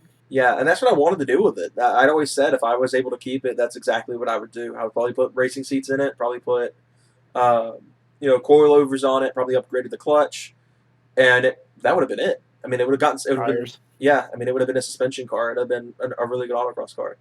And even if Liam does get rid of it, I'm still going to try to fight to keep that thing because I do love that car. It's slow and it doesn't have a lot of aftermarket potential, but I still love that car. It's just it's good. Like I wouldn't say it's great, but it's good. You know, it's not a Honda. It's not like a Honda is where it has so much aftermarket potential. It's got a pretty decent interior. I mean, it's not it's not no Mercedes or anything. It's far from it. It has more features than my truck does. um, which isn't really hard to do. My truck's pretty. I mean, my truck's a base model, but it's like if I could, I would totally keep that car. I would totally fight to keep that car, even now. Hmm. Um, I definitely don't think it would be more fun in terms of pulls, but it would be something I could actually handle with and hang around with, and What do you think the manual would make up for it in that sense? I think it would. I think it would make almost up completely. I think the truck's pulling power still has me, but I think the Kia's manual would probably, if it was in better shape, because like I said, that the shifter play is so bad. Shit, it is. Um, I think I'd find a way to enjoy it almost just as much. Almost. Like I said, I mean, if Liam does get rid of it, I'm going to vouch for it. I'm going to vouch to keep it. I mean, I know it's been a little bit of a problem child recently, but I'd like to keep it because apparently it's running well now, which is nice. It's not that big of a deal. Yeah, I mean, it's not. I mean, it's got 210. I think not 210. I think it's got 205,000 miles on it. So I mean, it's definitely up there, and it's still a Kia at the end of the day. Does Liam ever like wander out? He said he's never gotten through, like he's never revved it all the way out, Really? which kind of disappoints me. I'm like, come on, you got to do it at least once. That's crazy. The first day I had mine, I was banging limiter. I didn't do my first pull. I think it was a few months after I got the truck before I did my first pull. I was a little older than Liam was when I got my first car, though. Yeah, for me, I was like trying to learn it before I started beating the absolute crap out of it, even though it only made 210 horsepower, if not that. But I was like, I wanted to learn it before I started beating the crap out of it. So I was like, I mean, I was like barely learning. I was still barely learning how to drive back then. Like I was like, literally, I just gotten my license and I'd been off the road for a few months since I got it. I barely drove it all after I got my license. For the first couple of months because I didn't have the truck yet. So then I got it, and then I was like, I drove a good bit actually when I first got it. Definitely not as much as I do now, but I was like, I drove more than like Liam does right now, but Yeah. not as much as I do now. But You'd actually go out and do stuff in it. not for the first couple of months. I pretty much just drove to my girlfriend at the time's house, drove it home, drove to school. I mean, that was kind of like that's all I went because I didn't really make money back then, so I only had enough money to put gas in it to get through the week going to school and going to her house. Um, that's why, like, I feel a little embarrassed to say, but I've never been on an actual date. That's literally it. I never really had the money to Oh, take. I never had the money to take a girl on an actual date until I started look at making money 8-bitter's recently. question. Twin turbo LS or single turbo two. Oh, you had to hit me in the Oh heartstrings. my god, dude! Fuck, that's such a hard choice. My two favorite engine setups that are outside of Ford. Like if you took Ford out of the equation, those are the two engine setups I would be most likely to do. I've always said I wanted to put a 2J in that truck. I've seen it done on a Ranger, the exact same chassis, so I know it's possible. That's such a hard question. Looks like the LS would be so much more fun. I think it would sound better and everything. Can what is this like in our theoretical, like just like if we're swapping our cars that we own now? I would assume. Okay, so fuck. I think I'd have to go big turbo 2J I kind of think I would too. for my car. I think I would too. Even though,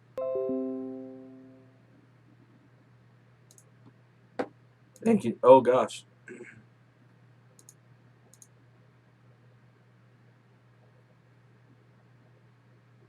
looks like I'm having some pretty bad Wi-Fi issues. Of course, makes total sense that would be going on. Um, Give me okay. Hey, can you hear me now? Yeah, now I can. Okay, yeah. Internet was freaking all the way out. Yeah, you like dipped out. Yeah. So I don't know. LS weighs less than a 2J, right? No, it's like 150 pounds difference. Okay, so it really doesn't make that much of a difference. They're about the same weight. So I think I would do 2J. I think that'd be what I would do. I'd be much more willing to put a 2J into the truck than I would be an LS, to be honest. I would be more down to do a 2J just in my specific car in the SDK. Yeah, But if I had like a different chassis, I would strongly consider a twin turbo LS. yeah. LS would be great, but 2J, there's just something about a big turbo 2J. I would love to keep my car like all Japanese. Yeah, I'd like to keep mine as far away from being a Chevy engine and a Ford as That way, possible. I hurt Mustang's feelings even more. That was a really hard question to answer though, because it's like both engines are That both was a good solid question. choices. They're both solid choices. That was a hard. I was like, oh man. I think a twin turbo LS would be extra scary in my car, Oh, dude, no doubt. Like just normal, with all the torque of the LS and the V8. a normal LS in that car is already terrifying. I mean, Yeah, that and a blue reviewed but one. it would need a fat wide body on it just to fit the tires I would need. Yeah, I mean, wide body would be necessary, absolutely necessary if you did an LS in that car at all, let alone twin turbo. That'd be terrifying in that car. But I have the 2J builds power. It's like very linear, and you don't Yeah, need as big of a tire. I mean, you kind of do when you start hitting boost. It's gonna go a little nuts, but a little less forgiving at low speeds. and you're still getting ET Street R's or something like that at least. Oh, 100%, and like a 15 in the Yeah, back. I thought about buying a set of welds one day for the truck just for the look because I really like how drag packs look, but I don't want to get challenged for every single kid in their Civic because I've got a drag pack on the truck. Because of how I am about street racing, I don't want to be that guy that gets labeled as a wuss because I won't race anybody. But you got the drag pack, but obviously you just like to race. I don't want to get that crap. As cool as I it would would do it look. too, and As cool then as it I would would look. race them, and they would realize I'm stuck, and they'd be like, "Oh, what a nerd." Yeah. It's just kind of weird. There's one of those things. It's like, why do people get so mad about that? It's like, what happened to Missouri not too long ago? That people freaked out on her for putting a drag pack on her car. And she has like 700 horsepower. Yeah, her car makes sense to have a drag pack. It was the beadlocks. That's what it was. That's like another thing, though. It's like added safety. Like I don't care if you have beadlocks in a 700 horsepower car. That's fine. You do what you want. If Beadlocks are anything, dope. I don't blame you. if anything, beadlocks are safer than a standard tire anyway. I would rather have a beadlock on it than a standard tire, even if it is overkill, which I'd I rather don't have think it beadlocks is. than, or even just like regular racing wheels than like cheap rep fucking wheels. Yeah, I mean, yeah, I would much rather have beadlocks if I would, They even at wouldn't break. 700. Yeah, the tire wouldn't slip off the wheel. I mean, that's just the great thing about beadlocks. Like I don't get why people gave her such a hard time for that. Yeah, people really hate me if I did it, Oh my gosh, but and I beadlocks on the still might SUK. because it looks fucking good. Welds are just so expensive. I was looking today, the exact setup I wanted in welds. The rear set was like $600 a piece, and I was like, Yeah, it's stupid. I would love to find like a decent set on like Facebook Marketplace or something, or you like get, Race Stars. I would settle for Race Stars yeah, I would say race stars look pretty good. just for like because I just want the look because it looks cool. Yeah, I just love the look of drag packs. And I saw a video of Mustang Lifestyles. GT500 now and it's finished, and he's got a set of Weld S71s on the front of it thing, and that thing just looks mean on those wheels. It's the same ones it's just used to run, the black with the chrome lid. Mm-hmm. I love those wheels now. I used to talk about how much I did not like the S71s, but I really like the S71s now. I mean, it would be the setup I'd run on the truck. I'd run a 17 up front and a 15 up back. I mean, it would look kind of odd, but I mean, it's just drag packs. I saw someone driving a Demon on the road with the front drag tires. Yeah, I thought that was kind of interesting, but kind of cool at the same time. The Dodge offered front runners with a car from the factory for $1. I bet they lost so much money on that, but I think the price of the Demon made up for it. Here's some front runners and Macon. There you go. For Let's go, Bob. $150. All right, let's go. All right, just gotta find some backs. Of the exact same wheel. Here they are. Oh wow, of the exact same model. Yeah, it's 15 by 8 in the back. That'd be pretty good with the S2K, right? That's a pretty good fitment, right? Never mind. It's 15 by 10. It'll still fit the S2K, right? Jesus Christ.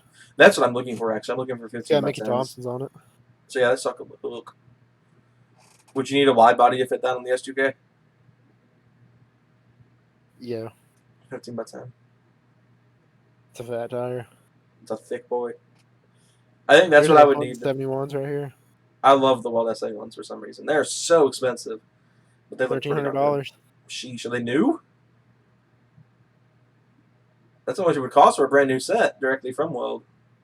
Has brand new. Oh, it comes with Mickey Thompson's. Sweetens the deal a little bit. Yeah, it does. Well, like I don't know. I love the look of drag packs, and I would totally do it to the truck. I just feel like I would get flamed so much if I didn't supercharge it before doing it. Even if it is a full bolt-on setup, it's still slow. So it's like or it's not that slow, but it's pretty slow still. Revive and Rebuild asked, do I send it to your Instagram? Yeah, you send it over to the Instagram, and then we'll take a look at it. I would so do it. I would also do the interfooler as well. Just to fill up the space behind your front bumper. Yeah. Just to really mess with people too. People would think you're such a ricer, but it'd be so funny. Dude, hell yeah. I mean, people already do, so I really should not give a fuck. Yeah. Because I honestly really don't care what people think. I should just fucking do it. Yeah. I remember we used to call your car the Rice S2K as a joke. Like people seemed like people took it. I'll change my Instagram name to it. Own it. There you go. I could just picture it, dude. Just an S2K with an intercooler, a drag pack, still making stop power. I'm gonna put the sticker on the front that says intercooler. Here you go. I don't have an issue with intercoolers or anything. I really don't. It's like I just need something to fill my fucking space in my grill, dude. Yeah. It's so blank. Like I saw it with the Mirage stuff when people were doing the conversions on the Mirages. I was like, it's no big deal. I don't see why people hate it so much. It looks better. We did just get another submission. Let's take a look at that. I'm gonna run to the bathroom real quick. Okay. While I'm pulling this up.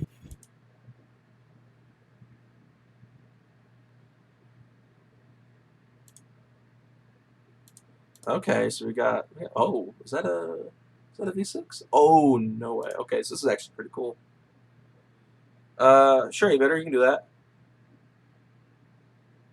Okay, so this thing's nuts. Okay, so I can't wait to show Hayden this one. This one's gonna be nuts. I'm not gonna reveal too much before I pop it up on screen, but this thing's nuts.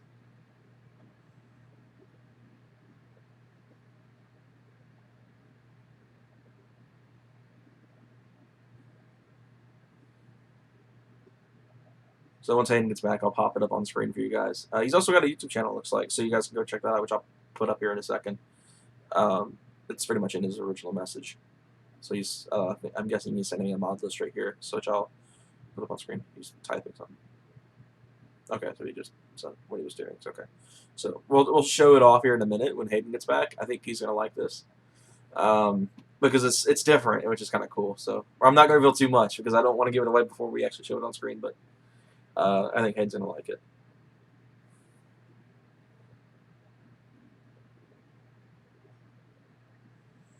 Hopefully he'll be back here in a minute. But yeah, I guess we're probably gonna look at moving these streams to Saturdays from now on after this one, just to allow mainly Michael to be able to hop into these, and plus we'll have a lot more time for you guys on the weekends to come and watch these. So So there will not be one next Tuesday, but the Saturday after there will be one. So we're going to try to make these kind of a regular thing here on the channel because these are really cool to do. And he's also got another truck. He sent in as well. Same guy. The first thing, and then we got 8-bitter's truck, old truck. We're going to look at here as well. So Hayden should be back any moment, and we'll be able to actually look over everything. Speaking of, okay, Hayden. So I got a good one for you. I think you might like this one. I know you don't like carb motors, but how about this 1997 Chevy S10 extended cab, right? So you see this picture. It looks just like your run-of-the-mill S10, right? I just put it up, right? Yeah. But it's got a 350 under the hood. I was supposed to V8. Yeah, so it's been V8 swapped. So small block Chevy. I mean, it's a tried and true engine. So I think that's already just a crazy setup. Said it's going to have cams, and then the whole thing will soon to be done. So what's your opinion, Hayden? Yeah, definitely made it a lot more fun to drive. Oh yeah, I bet it was. And it's a really good sleeper. If you wanted this thing to be a sleeper drag truck, this thing would be perfect. A small block Chevy, throw a power glide on it, throw some power at it. I think it would be the perfect sleeper. I mean, it looks just like you're running the last 10s. It's like you throw big power and some sort of drag setup on that thing and go racing. That thing would be like the biggest sleeper there because S10s are lightweight. I mean, they weigh nothing. He's also got a sport track himself, which is this guy right here. Little nice. I forget what that color is called. It's not ruby red. That's the new stuff. But it's what's it called? Laser red, I think. Laser red. Mm-hmm. This thing's this. Digs mini trucks. Oh yeah, nothing wrong with that. I love my mini trucks. I believe he had like a good bit of stuff done to it. He's got some wheel well lights, kind of like the ones I was trying to do. It looks pretty good. I like that trend of that. Rock lights are it's good for off roading, obviously. He's got a light bar in the front. It looks like.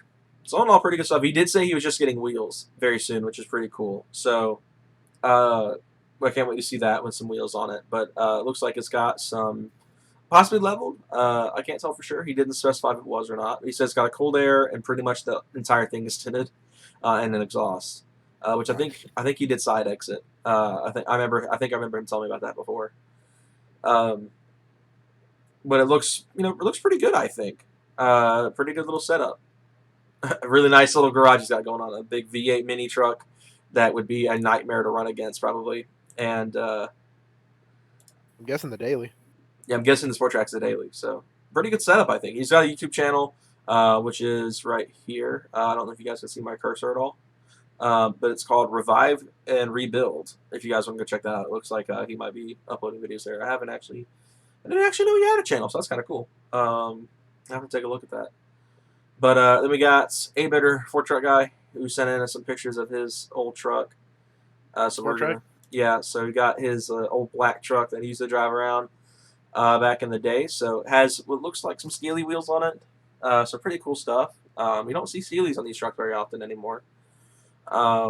Looks like he's got really dark tinted windows, which his paint was good too. Yeah, the black trucks tend to hold their paint a lot better than the other colors. Look how glossy his hood looks. Yeah, I mean it's in really good shape. It was in really really good shape. It only had 140K on it, so I mean it was a very clean truck. So never, I don't think he said ever get ran without an issue. I think he said it was like one of the later ones, like an 04 or 05. So it was. If he still had it, I would tell him to tip those taillights. Yeah. It said it's American Racing wheels is what's on this truck. So okay, so that's a decent brand of wheels to go with. He's got the keypad. I'm pretty sure this thing was like an 04, I think he said. I remember he said it was a late first gen. It may have been an 03. I'm not sure. I don't remember which one he said. I remember he said it was like one of the later years though. It was in fantastic shape for its age. And then he's got the F-150, which is on screen now, which is his current truck because he got hit in the black Sport Track, which totaled it out. He said it's an 05. Okay, so it's it's like the last year the general was around. Which he said he just got a leveling kit for it, but it's not been done yet. But the truck's there. It's got a couple things into it. I think he said he's got an exhaust in the thing now. If I remember correctly. I think, was that the same picture? Yeah, that was the same picture. Ooh, tint them taillights. Yeah, that generation of F-150 looks really, really good with some work done. I feel like if he, if he got like down and got yeah, I'm struggling to talk here. Get down to Our the nitty grills look gritty. almost the same. Yeah, I feel like if he got down to the nitty gritty and just went nuts, this thing would be over the top. And I love this generation of F-150. It's always been my favorite gen of F-150. Even though I love the Lightning to death, and that thing carries the 97s really hard for me as a doggo. Um, I think this generation is probably my favorite outside of the Coyote stuff. Oh, same doggo picture. Oh, how'd you get to the dog picture? So it'd be kind of cool to see what he's got in store for this thing. Because I know Paint on that thing looks good too. yeah, I mean, he's got a huge knack for getting trucks in good shape, which is pretty nice actually. I'm so jealous of people with nice paint. The Ranger's got pretty alright paint. Unless if the clear coat flaking off on the fender. But other than Yeah, that, I'm thinking about my car. The car I want to look good. yeah, so yeah. Truck, both of his trucks came out pretty good. Yeah, so that's pretty good stuff, I'd say. What was I gonna say? I forgot. I blanked hardcore before I started looking over those. Sorry, I couldn't even understand what you're saying. You were lagging. I blanked out hard. I forgot what I was going to talk about. Oh. Oh, so that guy with the S10 sent a video. Okay, so what we got here?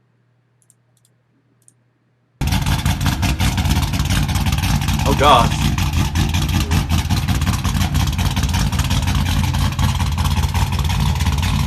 That sounds wild. Holy cam. That sounds wild. He said the clear coat in the F-150 is fading a bit. You really couldn't tell in those pictures. That S10 sounds scary. Like I would not line up against that thing. That'd be the last thing I'd want to do. I'll try it. I beat You beat a C4. one cam 350 before. That's right. You took down that Trans Am, right? Yeah. He's beaten a lot of cars that are like you kind of would think he would. I mean, he's beaten their, what was it, 1 or 2 Corvettes? One C4. Like the cam Trans Am. Yeah, you beat a Genesis in the car. Beat a 3.8 Genesis. Beat numerous VQ 350Z G35. I was going to make a comment. Lost to a Scat Pack. Yeah. Lost to a 5.0 10 speed. Lost to a 5.0. I'm guessing MT82. Yeah, it's about 50-50. Lost to a Turbo Miata. Fucking pissed. Blew the doors off me Get Gap Jordan. badly. Yeah, I go to Mexico a lot. It didn't even look Always like I get thrown. tried. Didn't even look like I tried. I'd say that was worse than when I got to my dad's car. That was bad too. I want to race your dad's Mustang.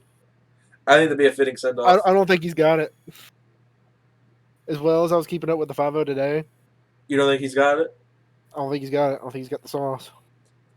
Bitter said, "I'm sending you something that'll make you fall out of your chair." I accept your challenge. I don't fall out of my chair. I fall a lot, but I don't fall out of my chair pretty easily. So let's see. I'm gonna look up how close a 3.7 is to a 5.0 in a race. Let's see how. Oh! What happened? Oh no! This is what Bitter sent me. So apparently was going to send me out of my chair. Oh no! What is that? Hate to be that guy, but that's kind of an abomination there. Oh, what the fuck? I mean, it would have been better if they'd done it to a coupe than they did to a sedan, but oh my gosh, what happened to that poor Civic? I mean that's still kind of nuts, but it's like, oh man. You almost had me. You almost did fall out of my chair for that. That was a little nuts. Disgusting looking. I'm a Honda guy, so it's like that was definitely weird. That was definitely something I did not expect to see today. Okay, yeah, a Civic El Camino. That's 6 different colors. Oh, I mean, to each their own, I guess. That's all I can really say. Definitely not something I would do. Definitely not something I would do. But that's weird. That's definitely up there with some of the weirdest builds I've ever seen. Oh man. Oh no. Hayden being a Honda owner, what'd you think of that? The Civic El Camino, That was an abomination. the El Civico. Sorry, I'm watching a 37 versus a 5. Let's see how this goes. I know they're not terribly close, but aren't they decently close? They just started.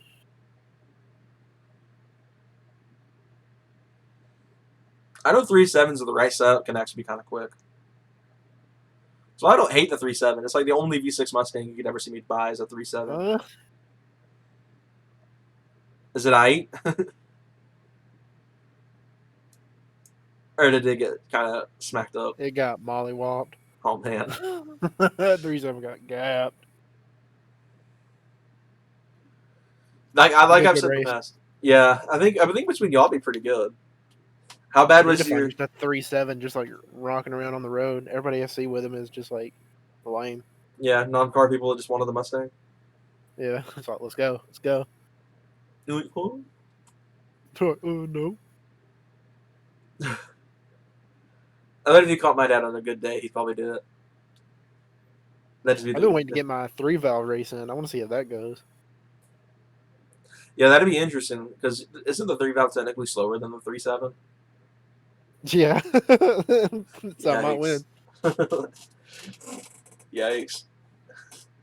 That's what I like about the 3.7. The 3.7 is actually like really really good for what it is. It's like you would look at just a crappy V6 Mustang, but it's like it's faster than both of the old V8s, and not Get a farther Jenny back Coupe. than that, huh?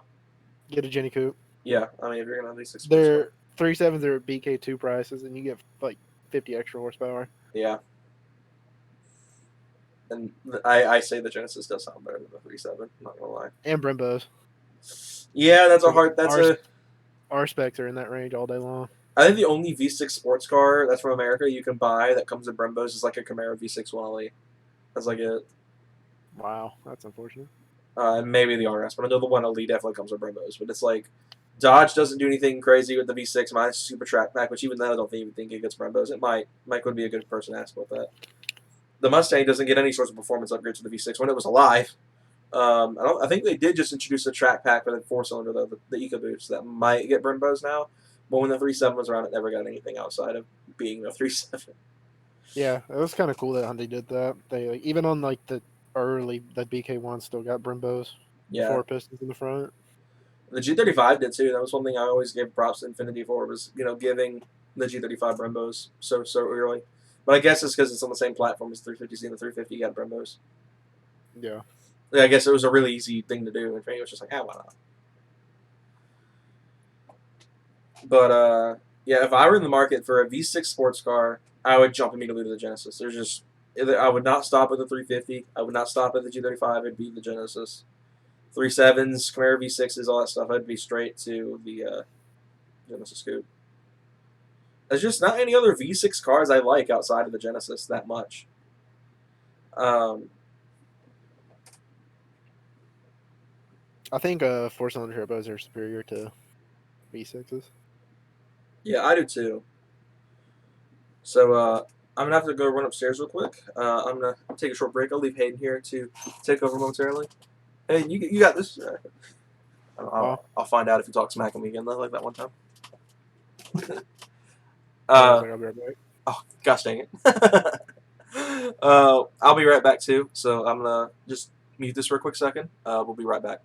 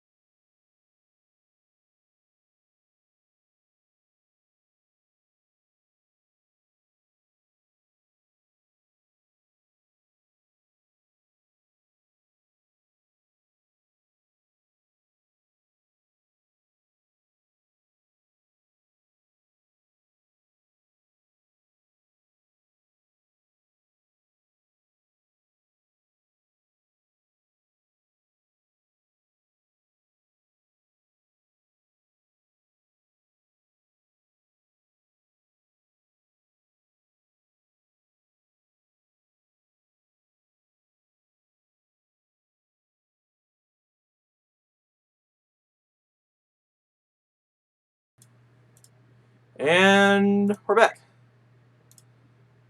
Hayden is not back yet, but that's fine. Okay. Sorry about that, guys. Had to take a brief intermission. Back in business now. Hayden should be back here any second now. Wherever he is. I don't know what he's doing. I forget what I was even talking about before then. But if you're not already following my Instagram, be sure to go do that right here. You guys can go and submit cars and see behind the scenes stuff on some videos. Obviously, I do photo shoots and all that kind of stuff, so you guys can see, my pictures and all that stuff before and after editing, which is always great stuff. So if you guys don't already follow my Instagram, you should go and do that because that's like your best place to get behind the scenes stuff on videos and also keep up with live streams so you guys know we're doing this because that's how you do it right there. You just go to my Instagram story, and 9 times out of 10, I post. Hopefully, at least a couple hours in advance of these streams. Like I said, after this one, we're moving over to Saturdays more than likely to do these, just to make things a little bit easier. On getting more viewers, getting Michael in here. Because I think Tuesdays is kind of an odd time. So yeah, there's that. Okay, so A better just send me this picture of a send me a picture of the C8 saw. That's kind of cool. I do love the C8. I'm a big C8 fan. So I want to see one in person so bad, but just none of the events out here. Well, obviously we haven't had much of car events lately, so we haven't really gotten the chance to go and see a C8. So I have no doubt next cafe, I'm not saying when that finally rolls back around, we'll finally get to see one, which will be nice because I'd love to see a C8 finally. It's killing me. It's killing me. Those cars have been out for so long and I haven't seen one yet. It's torturing me. I've praised the C8 at length, just about the fact alone that they're that good. So it's like I just want to see one in person, dude. I just want to see one. I've seen the new Supra. I want to see a C8. Or the GT500. I haven't seen the new GT500 yet either. Either way, I'd be pretty happy, even though none of them are able manuals, which kill me. But I think I would love to see either of those two. Like I said, I'm going to bet once next Cafe Nazi was around to see probably all 3 of those, the GT500, the Supra, and the C8 all at once. There's just no guarantee when that will actually roll back around. Hopefully very soon. Hopefully very soon. Oh, I gotta wait for Hayden to come back for that one. That's pretty bad. Why is it that only the yellow sport tracks are the ones that are ruined? It's only the yellow ones. It's like out of all the ones that I've seen that get all sorts of crazy ricey mods, it's always a yellow one. And I've seen one white one that's absolutely riced, but it's always the yellow ones. Hey, Hayden's back. So I've got another sport track to show you that you're gonna absolutely love. God. It's on screen now. Oh, rip. It's not on the stream yet, but I just put it on screen now from my side. What do you think of that? Oh, yuck. Is that a wing? Yes. Oh my god. Why is That it is so only? fucking nasty. Why is it only the yellow ones that get riced out so bad? Like it's already kind of an oddball color for those trucks, but it's like they're the ones that get that get the wings and all sorts of weird mods the most. Lambo doors. Yeah, it was the yellow one. I remember now, because I do remember seeing one that was yellow and it had Lambo doors on it. That's so disgusting. Oh man, not something I would do. And the stock wheels too. It's like goddamn, dude. I wish you never knew me when I had those wheels, dude. Those wheels were awful. I found an ND Miata for $9,500. What the heck's wrong with it? Everything? Needs a rear bumper. That's it? Yep. That's literally it. Yep. Salvage title? Hold on, let's see. Because if not, that's a really good deal. What radio do I have in mind? Looking for a touchscreen. Salvage title. That makes sense. It's a Sony XAV No AX100. frame. That's good at least. No frame damage. But I have a Sony XAV AX100 radio. It's actually been discontinued by Sony. Sony doesn't make them anymore. But you can get the AX1000, which is pretty much the same thing, but it's got a little bit more firmware locked out, so you won't be able to like do like the trickery to get like a custom splash screen or anything on it, or get the warning message to go away. Um, but they do sell the AX1000. I'm not sure how much it goes for.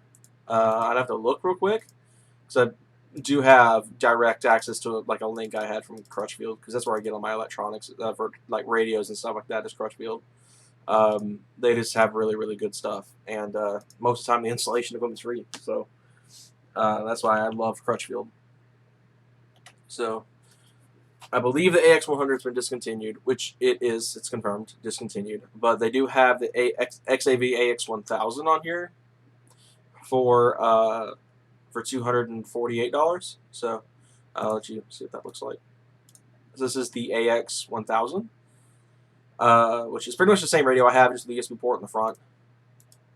I'm not crazy about the volume knob on these things, which is like my only thing. But you do get CarPlay, Android Auto, all that good stuff. So you get quite the setup. And the reason it says Shoei for the Kia instead of the truck is because the last time I was on Crutchfield, I had like tried to see what would fit in the Kia because for my brother drives the Kia. So, but you can get the installation gear is usually free, like the harness and the dash kit, all that stuff to install it.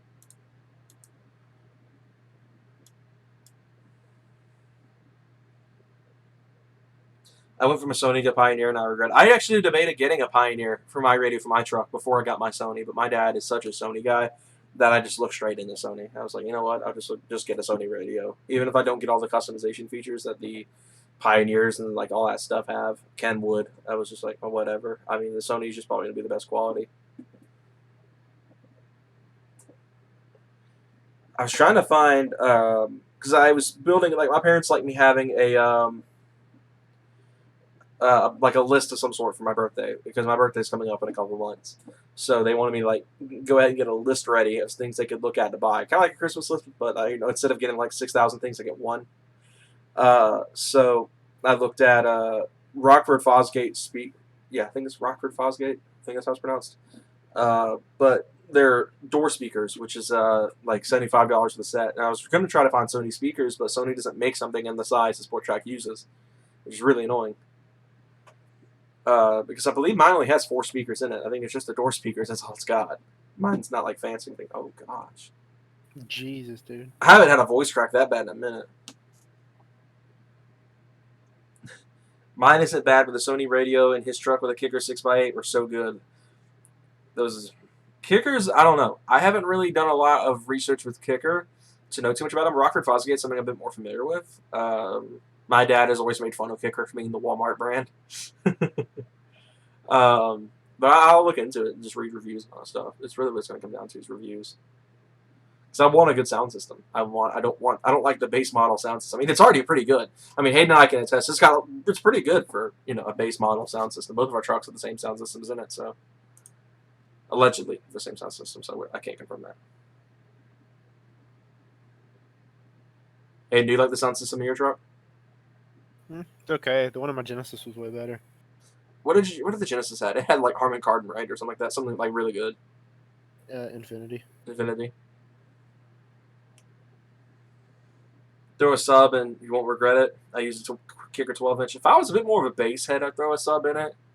Even though I know you can tune subwoofers to not be like a bass head kind of stuff, like Michael does it with his. Michael's just not even remotely cranked up really high. I mean, it wouldn't be hard because I know just the person who knows how to wire in a subwoofer. He's done it several times. My dad, who does pretty much all that work for me, but I can't take pride for all the work my trucks had done to it. A lot of it is my dad has been, a huge helper, if not doing a lot of the work that I can't do. I'm not ready to do. I don't think it'd be better to just throw myself at the wolves a lot of the time, but I'm too scared to. So my dad picks up a lot of where I'm too afraid to throw myself to the wolves at. And like he does wiring a lot better than I do, so I trust him with a lot of my electrical stuff because like I barely know how to wire, and the last thing I want to do is break stuff and fry stuff. So I have kickers in my F-150, and they sound all right. Yeah, I'm wanting like Like I wouldn't say like audiophile level quality, but I would really like something that's really really good. Um, I tried, like I said, I tried finding Sony. Sony doesn't make anything in that size, which really sucks.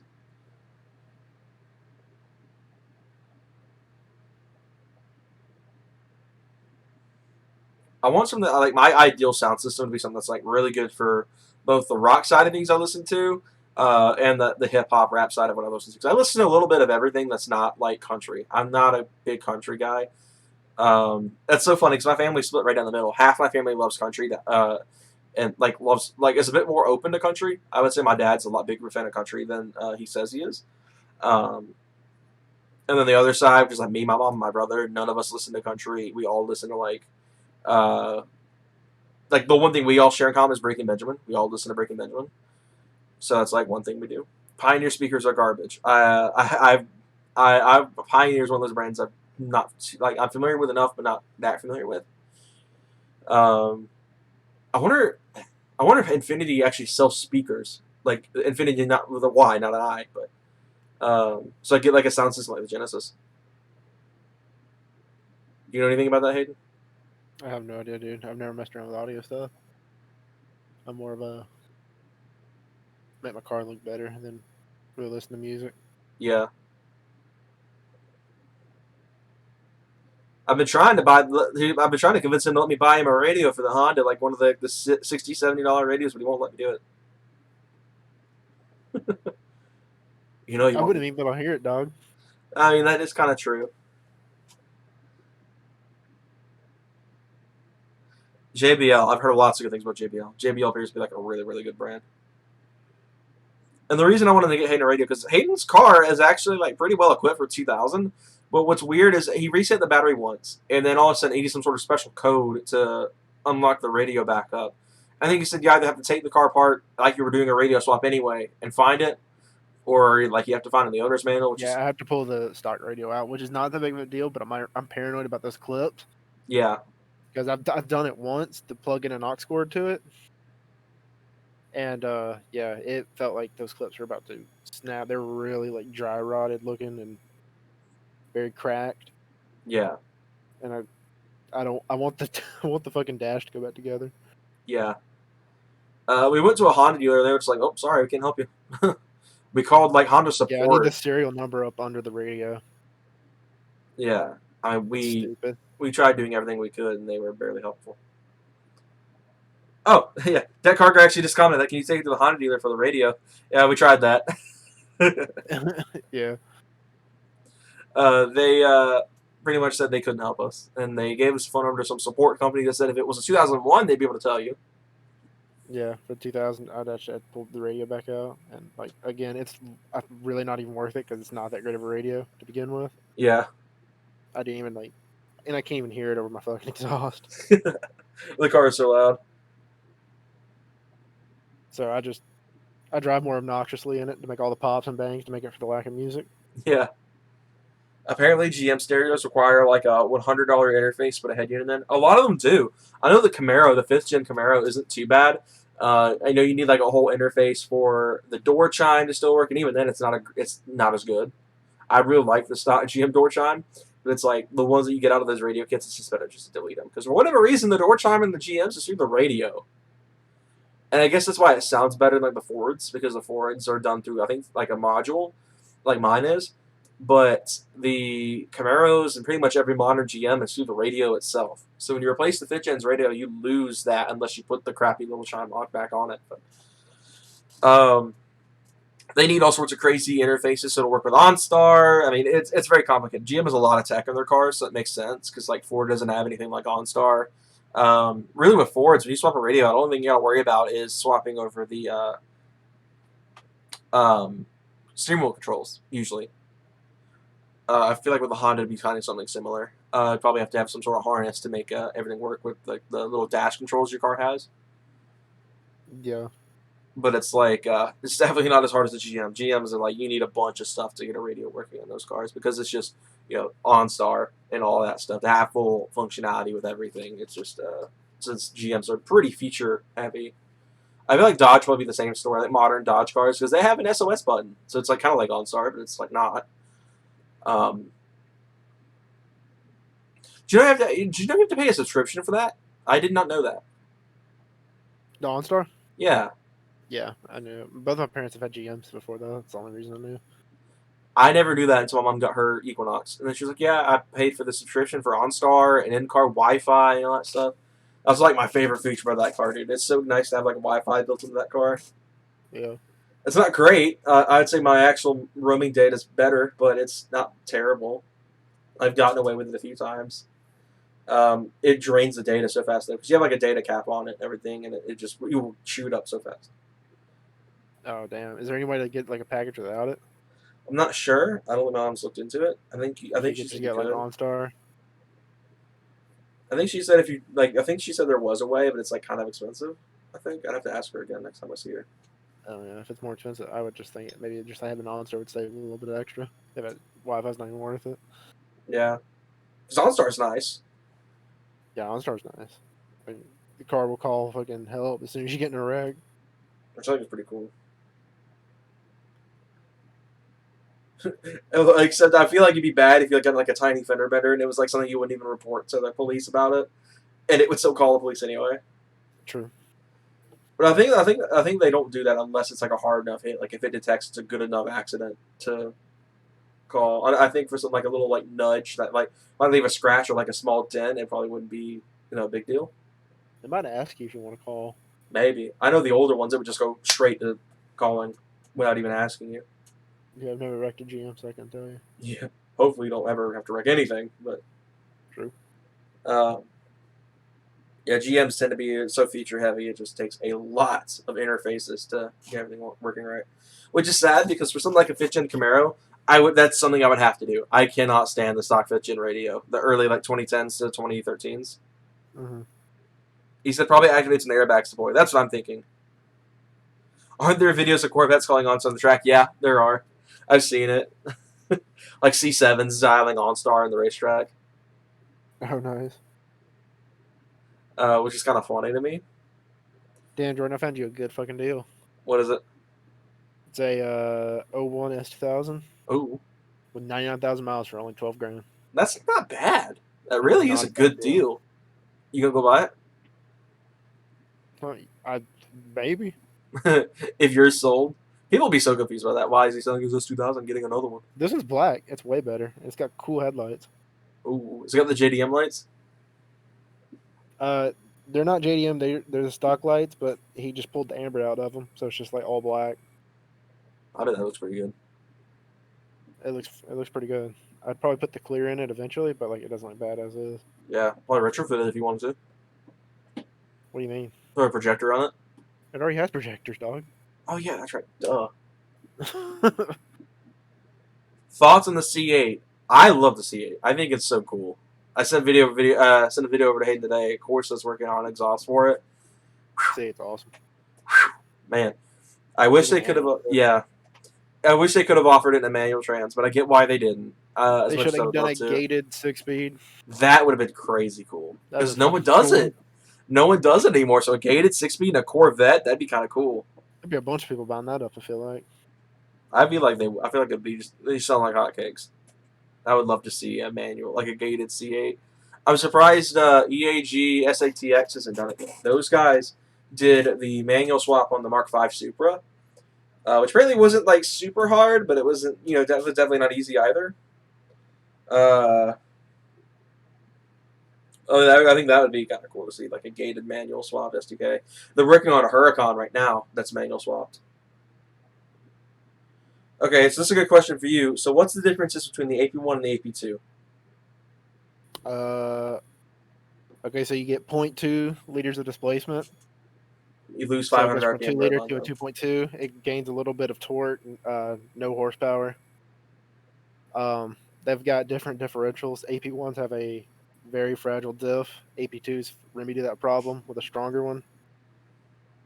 And that's about it. I mean, it gets traction control, it gets ABS. The top rear window becomes glass instead of plastic. And that's about it. Did some early, like late, not early, but late AP1s get that too, the glass window in the back? Last year, the AP1s got glass. That's where that window bot you got pulled from was a AP1, I believe. I think it said it was like an 03. Hmm. So, um, yeah, so that's the difference between AP1 and AP2. The Yeah, I question mean it's got is, like a little like extra stuff too. It's like different headlights, and there's just little bits in there the that are CR's a completely thing. different. They get different seats. It goes from a 16-inch wheel to a 17. Just simple stuff. It has a they handle a good bit better too. They don't have that snap oversteer quite as much as an AP1 does. AP1's trying to kill you. Yeah, the AP1's fun though. It's like a sketchy as fuck. Revving a 9. Revving to nine and like going around a corner at the same time. Like, even in Forza, they're a handful. Like, I've got two of them in Forza, and they're both a handful. I hate, yikes, they're hard to drive. Yeah, they are. It's hard to drive them. Hard, but it's like rewarding when it happens. Like, I want to, like, literally, like, I would love to just putt yours around for a minute. Like, once I get good at driving manual, just to see what it's like. Not even, like, punch it or romp on it. I'd be a little scared. I mean, it terrified Michael. Michael's pretty hard to scare in the car. Yeah, Michael's sketched out by it. Because didn't Michael get the snap oversteer? Didn't he power shift it 1 to 2 and it kind of stepped out on him a little bit? He was like, oh. Yeah, when it shifts. Because it's mainly 1 2, isn't it? Usually 2 to Mhm. 3 isn't bad. That's that clutch grabbing so hard. Yeah, because that stage 2 is just right in. That Wants to thing is take you to the wild. next lane. That thing will kill you, dude. It's yeah, you got to be careful driving. It's made me such a better driver. You think so? 100%. Hey. But the question Also, is, like learning like an LSD instead of a open def like the rest of my cars. yeah, because both your Mustang and your Nessus were. It's made a world difference in my driving. Could you take a truck on the Dragon?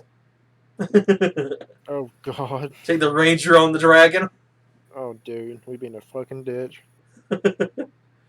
I would love just a cruise on the Dragon. You know, not like punch it and romp on it like everyone else would.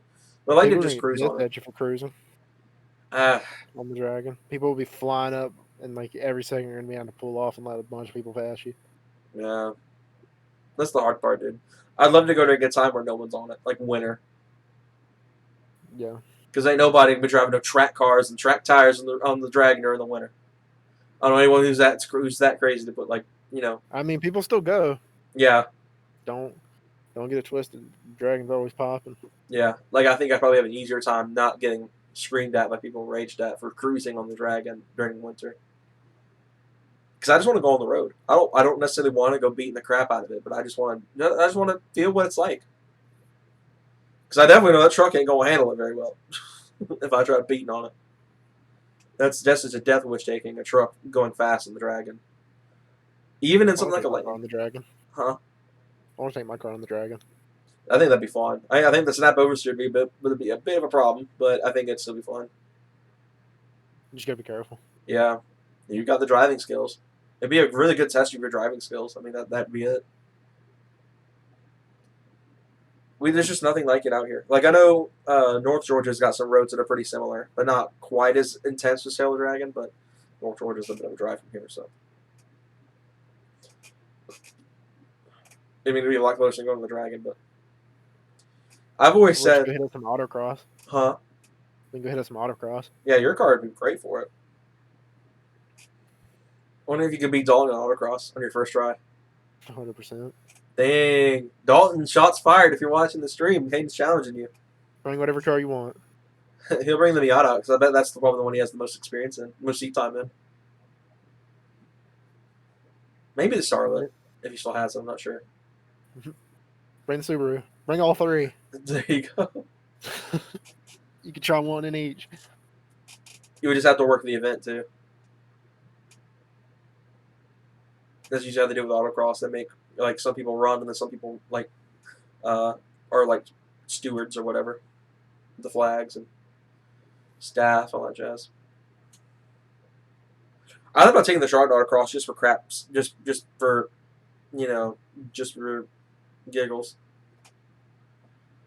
But I just never did. I just never. Well, I still could, but it's like I don't want to really, and it'd just be embarrassingly bad. I'd be dead last. Watch me beat some like bone stock Miata on the autocross. It'd be so hilarious. Dude, yeah, that guy would sell his car. Like, really, I got beat by a dog on a pickup truck. He's like, God damn, I'm bad at this. Fox bodies are getting some popularity out there now. I've noticed. Fox bodies are becoming very popular autocross cars now, which is weird. I guess because they're so light. Fox bodies don't weigh nothing. S197s are pretty popular. I think S550s are getting pretty popular there too because the IRS. IRS is like a huge upgrade for the Mustang. I don't know why they never did it earlier. I feel like that'd be a better road course car than a autocross. The S550? Yeah, or the Yeah. S197, either one. I don't see them as autocross. They're so boaty. I can see the new Edge. The new Edge, like the SN95 chassis in general, and the Fox bodies are probably the best ones for autocross. I mean, I've heard the S197s are getting pretty popular though. I know Nemesis and Azura did a lot of road course with their cars, and that's why like Nemesis has those like really aggressive seats in his car. Is because he actually road courses it, which is kind of nuts. I just feel bad because I'm pretty sure he sold his drag pack that he bought. Yeah, he bought those beadlocks and a set of front runners. I think he sold them already. Huh. I guess he's not doing any drag racing. I don't know. He might still have them. I'm not sure, but to my understanding, he sold it. He sold the drag pack. What do you think of the car sound? Yeah, the video he posted. I know you're not crazy about the I ghost really cams. like the wheels. Yeah, I know you're not crazy about ghost cam, but Not really. But that car sounded good. Corsas make anything sound a lot better. What would be your if you were building a Mustang? What would your ideal exhaust be? Corsas. Corsa.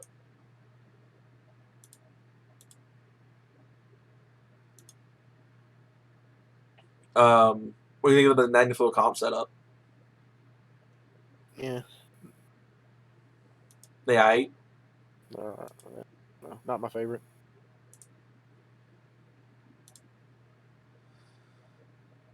Did he take the video down of it running? I think he did. No, he didn't. There it is. Oh, rip. Yeah, I do like those wheels a lot. Yeah, those are great.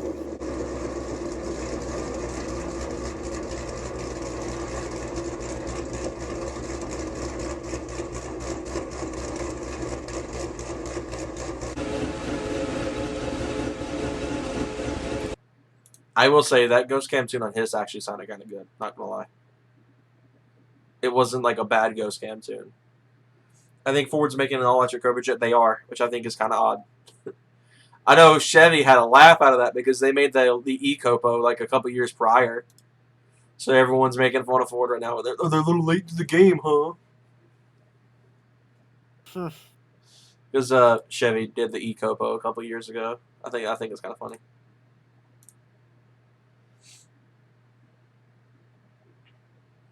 But shoot. Like I've said before, I would love to go if I could go back and if I knew I was gonna be spending this much money on my exhaust, I would have gotten a Corsa muffler set instead of the Magnaflows. I think just for drone prevention, really, and maybe rasp prevention because I mean the Magnaflows are pretty raspy. It's not bad. I do love the sound. I've fallen in love with the sound now. The longer I've had it, the more and more I've enjoyed it. But I do kind of wish I had gone with something to be a little bit less drony and probably something that wasn't quite as raspy or quite as loud. Really, I probably would go back and get like Corsa Sport mufflers or something like that.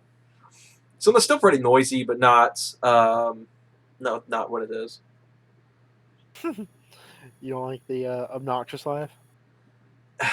Not really. I don't want to be that guy. I'm afraid. I'm afraid we get pulled over for it. I really am just waiting for the day I get pulled over for a loud exhaust.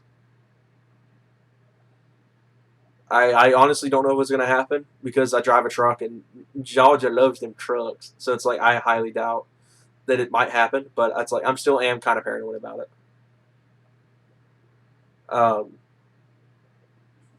I guess we'll just have to wait and see. I mean, eventually I might do it. I might eventually spend the money and go get Corsa Sport mufflers and have them chop off the Maniflows and put the Corsas on. But who knows? Yeah, it wouldn't be as expensive, honestly. Yeah, So I just especially got tired of them because it's just like chopping and rewelding. I'm guessing that'll probably be like $200 at most. Yeah, I mean the mufflers would be the hard part because I believe because what I was thinking I was going to do was go with the Corsa Sports off the 3.7 because those are apparently like the easiest ones to find. Because you can't just buy Corsa Sport mufflers on their own, because that's what I wanted to do. I wanted to find Corsa mufflers.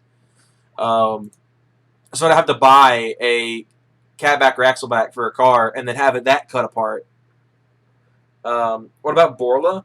I thought about doing Borla attacks. They do sell Borla attack crate mufflers. The reviews weren't too great about them, which is why I never did. Corsa, I think, is just like the best out of them all. I mean, they make sense for how good. Hold on a second, Michael could have gotten a Corsa exhaust for the Taurus. What? They make a Corsa Sport for the freaking Taurus. I wonder what that sounds like. It's for the show, but the exhaust for the show bolts up to the SE. Michael could have got a Corsa Sport for the Taurus. That's kind of nuts. I was going through their. I was on their website and it came up with all the models and it said Mustang, Power Stroke, and Taurus. I was like, what? So let's see the Might not have been 3.7. around when he had his. Maybe. Yeah, the 3.7's axleback is $780. So I mean, it's expensive. 3.5-inch tips. Okay, I was looking at the piping size.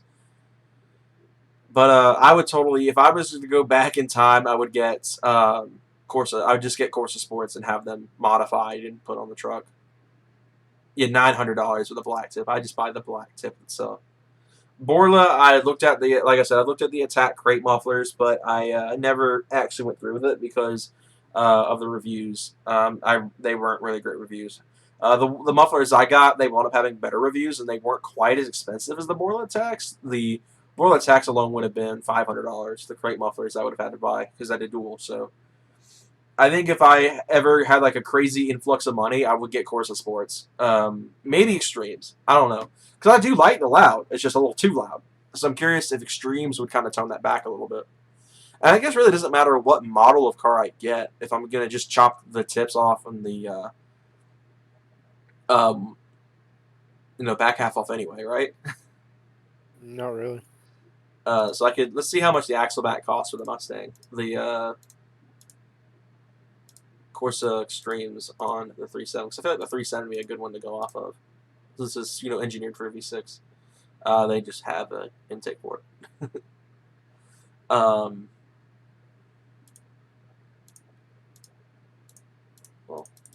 hello. So I'd probably do. Do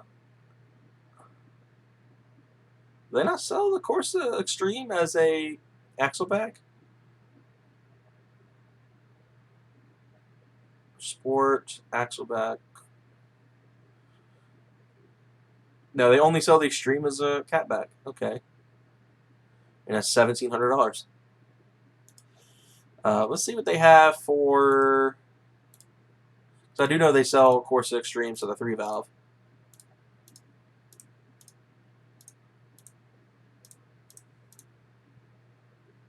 Yeah, it's not that expensive actually. It's not as expensive as I thought it would.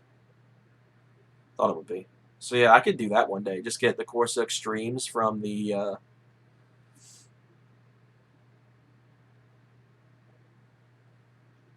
3-valve. Run them on the truck one day. They don't have any exhaust strictly for the 4.0, obviously.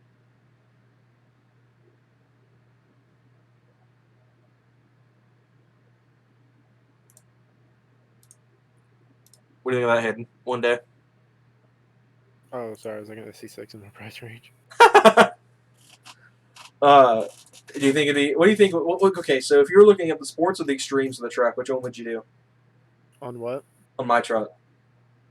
Do you think just stay kind of loud and get the extremes, or do you think get the sports and be a little bit less loud but still pretty loud? But I couldn't tell you. I don't know how either of them was going to sound. That's fair. My main thing is I don't want drone on cruising because I feel like the MagnaFlows the first time I go somewhere is going to be wild. It's going to be pretty bad.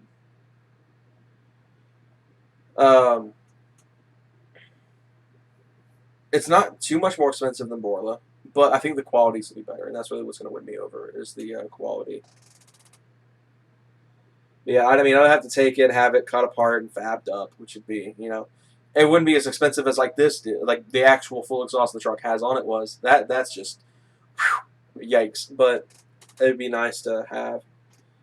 Oh, Um, Jordan, you think I should buy this? what is it? '07 Corvette, Yes, manual, 79,000 miles. It's red. do it. I'm gonna do it. All right, let's do it right now. No, we can't right now, but tomorrow. Let's do it. You have three cars Okay, from after. them. You'll have three cars from it. It's fine.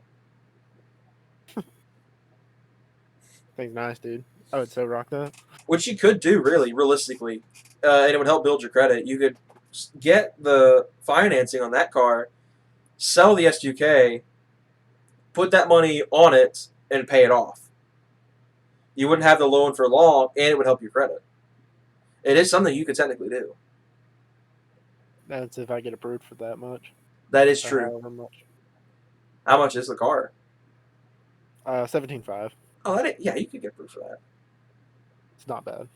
I feel like you'd have an easier time getting approved for it than like that time Brandon went and tried to buy that SY50, and that was a brand new car at the time.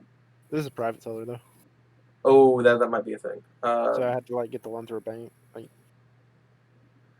Yeah, I remember that's what my mom wanted me to sign up in the credit union for something like that. or a credit union, yeah, I have to get it through there, which is possible. Yeah, I wouldn't rule it out. You probably, I don't know how the interest rates would be like higher or lower, but I think with the credit union, interest rates is gonna fuck you hard. like I think if you're a member of the credit union, you'd be fine. But especially if I've been a member of the credit union I'm a part of for like several years, so I think I'd be fine. Um, but I think if you were just taking it through the credit union and you weren't banking with them, they might raise your interest rates on that one. But I mean, I feel like if you got it paid off fast enough, you wouldn't have to worry about it too much. Which I feel like if you bought that car and then literally took the SUK, sold it, and then just paid it off, done. I mean, unless you wouldn't have that much to cover, in which case you probably still have like a tiny bit of payments to do, but it probably would not cost as much. And to my understanding, you have a pretty decent credit. So I don't know your credit history, so I couldn't tell you, but I think it's something you could do if you really wanted to. I mean, that's a really good deal. That's a good deal on a C6. I mean, you have the Dank C6, and it was pretty darn cool. What headers on the Sport Track? I know they have some on sale. You can get JBA, which is ironically my initials, but I didn't make it. DNA Motorsports or DNA Motoring, whatever. I bought their Ranger headers, which I have not seen in stock since I bought mine, so I may have gotten the very last ones they ever made. Which have been so far fine. I haven't had any issues out of them yet. But the EGR is a little bit different, so they had to do some sort of crazy mods to get that to fit on there. I know JBA makes Sport Track headers. They're just really, really expensive. Mine were like $109. You could get like JBA's for like $500, $600. So I'm probably gonna regret buying the cheapo stuff later. But they've been just fine. That's what I would look for. You can use Ranger headers though. Don't use the Mustang ones. The Mustang ones won't fit. Well, they'll fit on one side, but they won't fit on the driver's side because of the steering shaft. So I guess just look for anything that the Ranger fits. If you can find anything the 4 Ranger works with, you probably find something that our truck's going to work with. Oh, Jordan, I found your Fiesta. Oh, no. $9,000. Don't set me. 45,000 miles. Is it that blue one? Yes. It's got a salvage title. Oh, does it? I think so. So the salvage title has got like frame damage on record or something like that.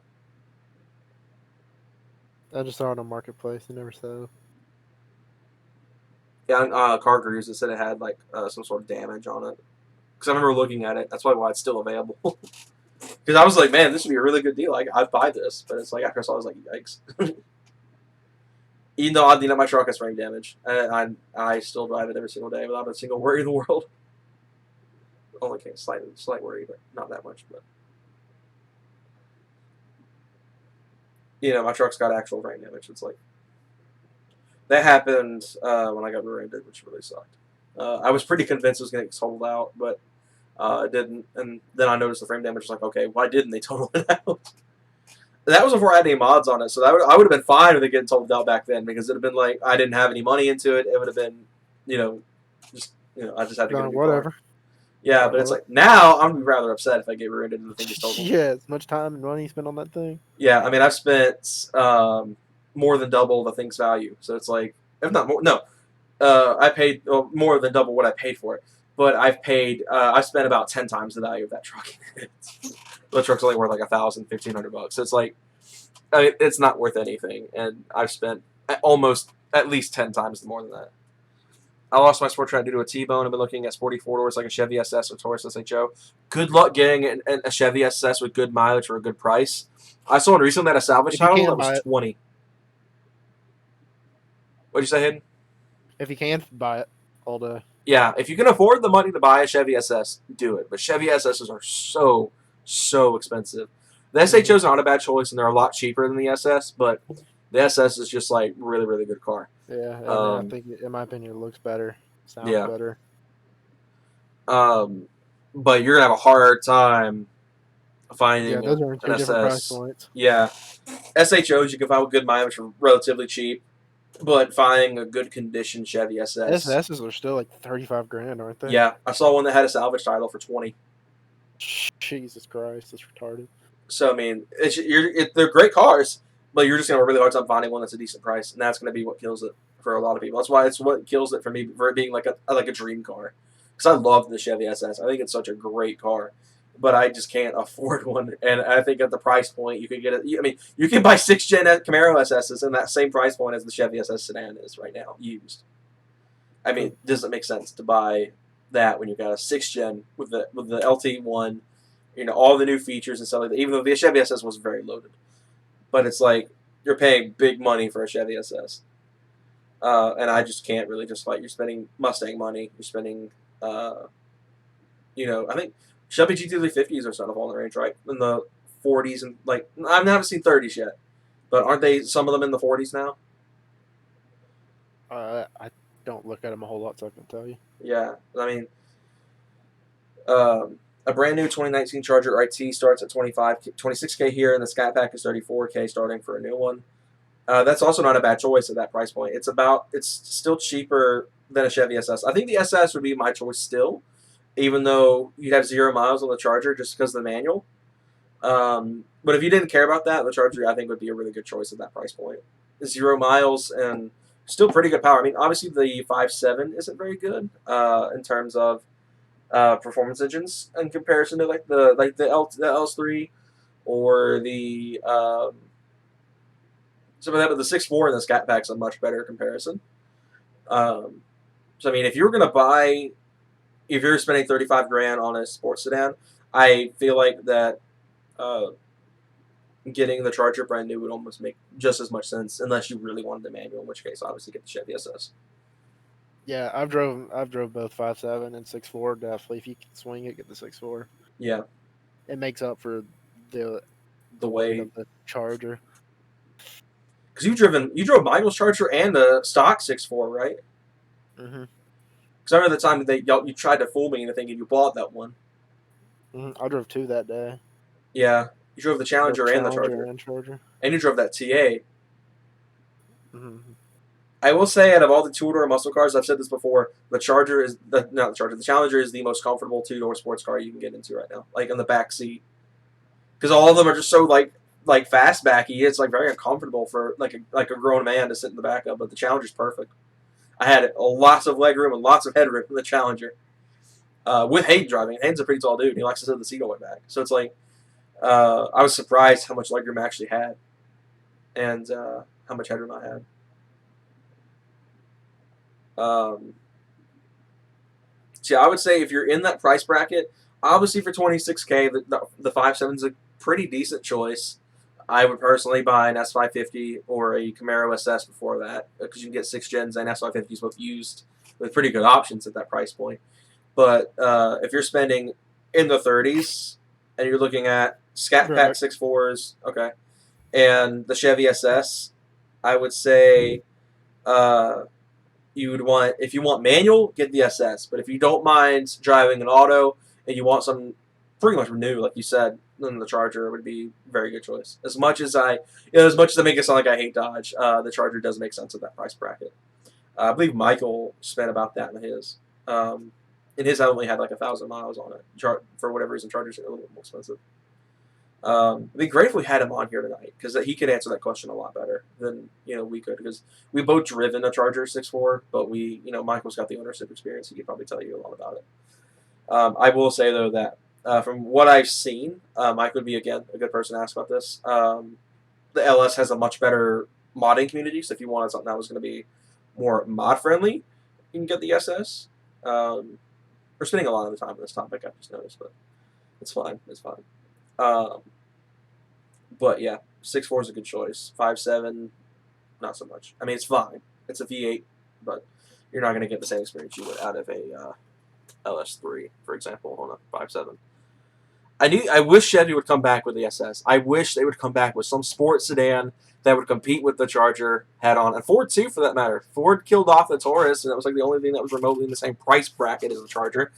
So Dodge has got a monopoly on their hands right now, and it's driving me nuts. It's like, in my opinion, it's the only two cars that Dodge makes that are good right now, are the Charger and Challenger. That's the only two right now that if I were to buy any car out of Dodge's modern lineup, it'd be one of those two. You would not see me in a Journey or a Ram or a Caravan. It's like those are the only two cars that make sense out of Dodge's lineup right now. I've driven the Trackhawk, and the launch is crazy, but they're so expensive here. Yeah, same here. Trackhawks are so expensive. If I remember correctly, I'm going to look right now. On their website.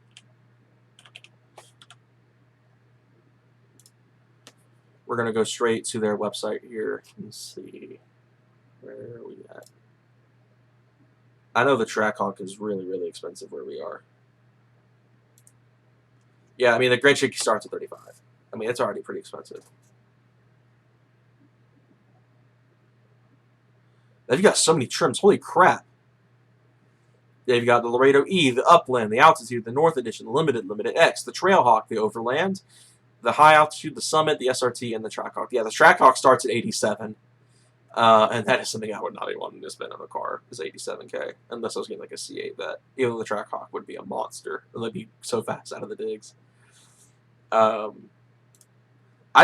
will never see me buy a Jeep product though unless it's a Grand Cherokee. I'm not interested in the Wrangler or the Gladiator or the Standard Cherokee or the Compass. I know they're working on a new Grand Wagoneer, which would be kind of cool. And I do like the Renegade. It would be the Renegade and the Grand Cherokee. These are the only Jeeps you would ever see me even remotely consider buying. Because I love the Renegade. I think the Renegade's so cool. It's again like Dodge. You only have two models I like. What was I gonna say? Yeah, I mean, it's the Trackhawk is pretty much a monster out of the whole. Like I don't see it as being like a car you want to take on the Dragon or take a road course in autocrossing, but I could definitely see the Trackhawk being good for drag racing. I mean, they are really good for drag racing. That's what they're pretty much known for. But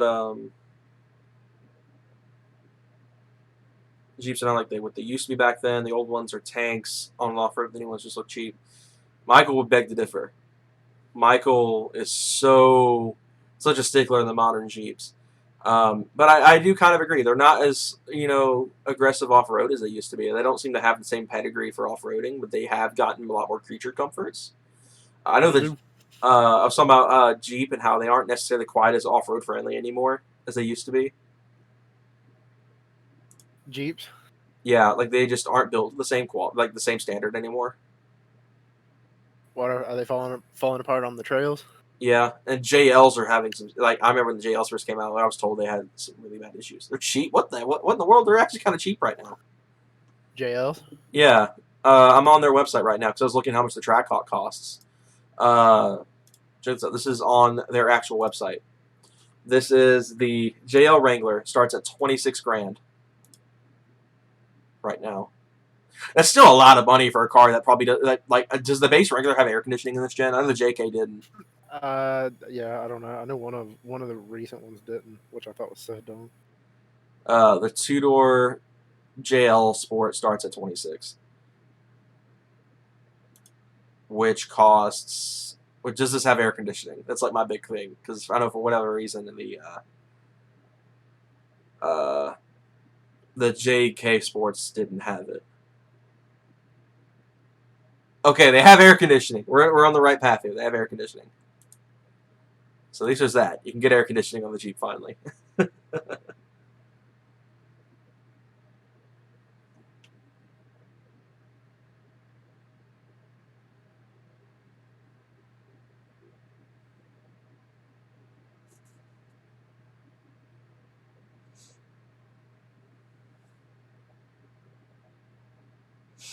But yeah, I still won't buy a Jeep though. Not my thing. Oh yeah, dude. So you're not doing the stance Jeep idea anymore? It was a Renegade. I couldn't deal with the Wrangler, dude. I just can't. I don't like how the Wrangler looks. It's so basic for how much it costs. It's like I couldn't buy it. Is it better to see the Wrangler kind of like a girl car now? Because I see fucking chicks driving them more than dudes. Yeah, where we live, they are so popular with women out here. It's like everyone makes fun of the Miata for being a women's car, but it's like the Wrangler is like much worse. You wanna know why? Oh no, Comes in Hayden. automatic. Dang. Maybe the new Bronco will compete against it. The Bronco is coming, I know that, but I think it might. I think it probably will give the Jeep a good run for its money if it's cheaper. I think if they can get the Bronco at a slightly cheaper price point than the Wrangler for its base model, it'll sell like hotcakes. Especially because it's been hyped for so long. I mean, it was hyped for several years. Like when the Ranger was first talking about coming back, they were talking about the Bronco. So I like to see that. Maybe they will. Maybe the Bronco will hit pretty hard in the mainstream. We'll see them maybe dethrone the Wrangler because I mean, from like we were talking about earlier, the Wrangler isn't doing so hot right now when compared to like the previous gens. The JK seem to have a much better standing with the community. The JL seems to be doing just fine, but I think the JK probably be a bit more popular. I doubt they're losing value. I know TJs and stuff like that are still holding their value like fantastically, like 10 grand plus. Can we all agree the Gladiator is ugly? I'm with you on that. It looks so bad. It looks It so was unproportional. it was a It bad looks way. weird. It was a bad way to bring back SUTs. It's so ugly. I'd much rather have a Ridgeline. Yeah, same. I wonder how much those are going for right now. Let's One the new see. Ridgeline. Yeah, are Ridgelines still out there? It's fugly. Yeah, it is. Is someone the Gladiator? I'm guessing. How much is the Ridgeline going for? 33.9. God What in the damn. world? Who would pay 33.9 for that? I mean, the Ridgeline's nice, but I'm not spending 33.9 on a freaking Honda truck. It doesn't even have VTEC. None of their cars have VTEC anymore. But it's like, oh my gosh. Oh my gosh. Take a guess how much the most expensive trim of the Ridgeline costs. It is insane. What is it? 43.5. You gotta be joking. Oh no, I'm not kidding, dude. Look at this. Oh, my coffee just got done. I'll be right back. Okay. I'm not even joking. Why is the Ridgeline 43.5? I love the new Ridgeline and all. I think it's a great looking truck, and it's like the only living SUT left right now. But it's like not 43.5. That is not worth 43.5. Oh man, what's the interior like on these things? I mean, it's not a bad interior. I mean, look at it. It's not a bad place to be. But 43.5. I mean, the only it's got the same equipment as the Wrangler does. Like that's what it reminds me of the interior wise. It's like the new JLs, like a very similar interior. Like it's not, it does not look of that extreme quality to be 43.5. I could see it being in the mid 30s. Like I could see it for the price that the RTL trim's going for. This RTL trim right here. I could see the black edition Ridgeline, the 43.5 one, going for 36. About 36, 35, not 43. Like I love the new Ridgeline. I think it's a great looking truck, but it's like I'm not spending 43.5 on a Ridgeline. I'm back. Oh, there it is, Aiden. 43.5. Interior looks pretty nice though. Not gonna lie. I do like it. I think it's a great truck, but I just can't see myself spending 43 grand on a Ridgeline. Oh fuck no, dude. There's so many cars I bought before that. I like the Passport more. It looks nicer, but an Elite or What's a touring trim. Passport? I think it's the same SUV that the Ridgeline's on. The same Oh, chassis. Let's see. Where's the Passport?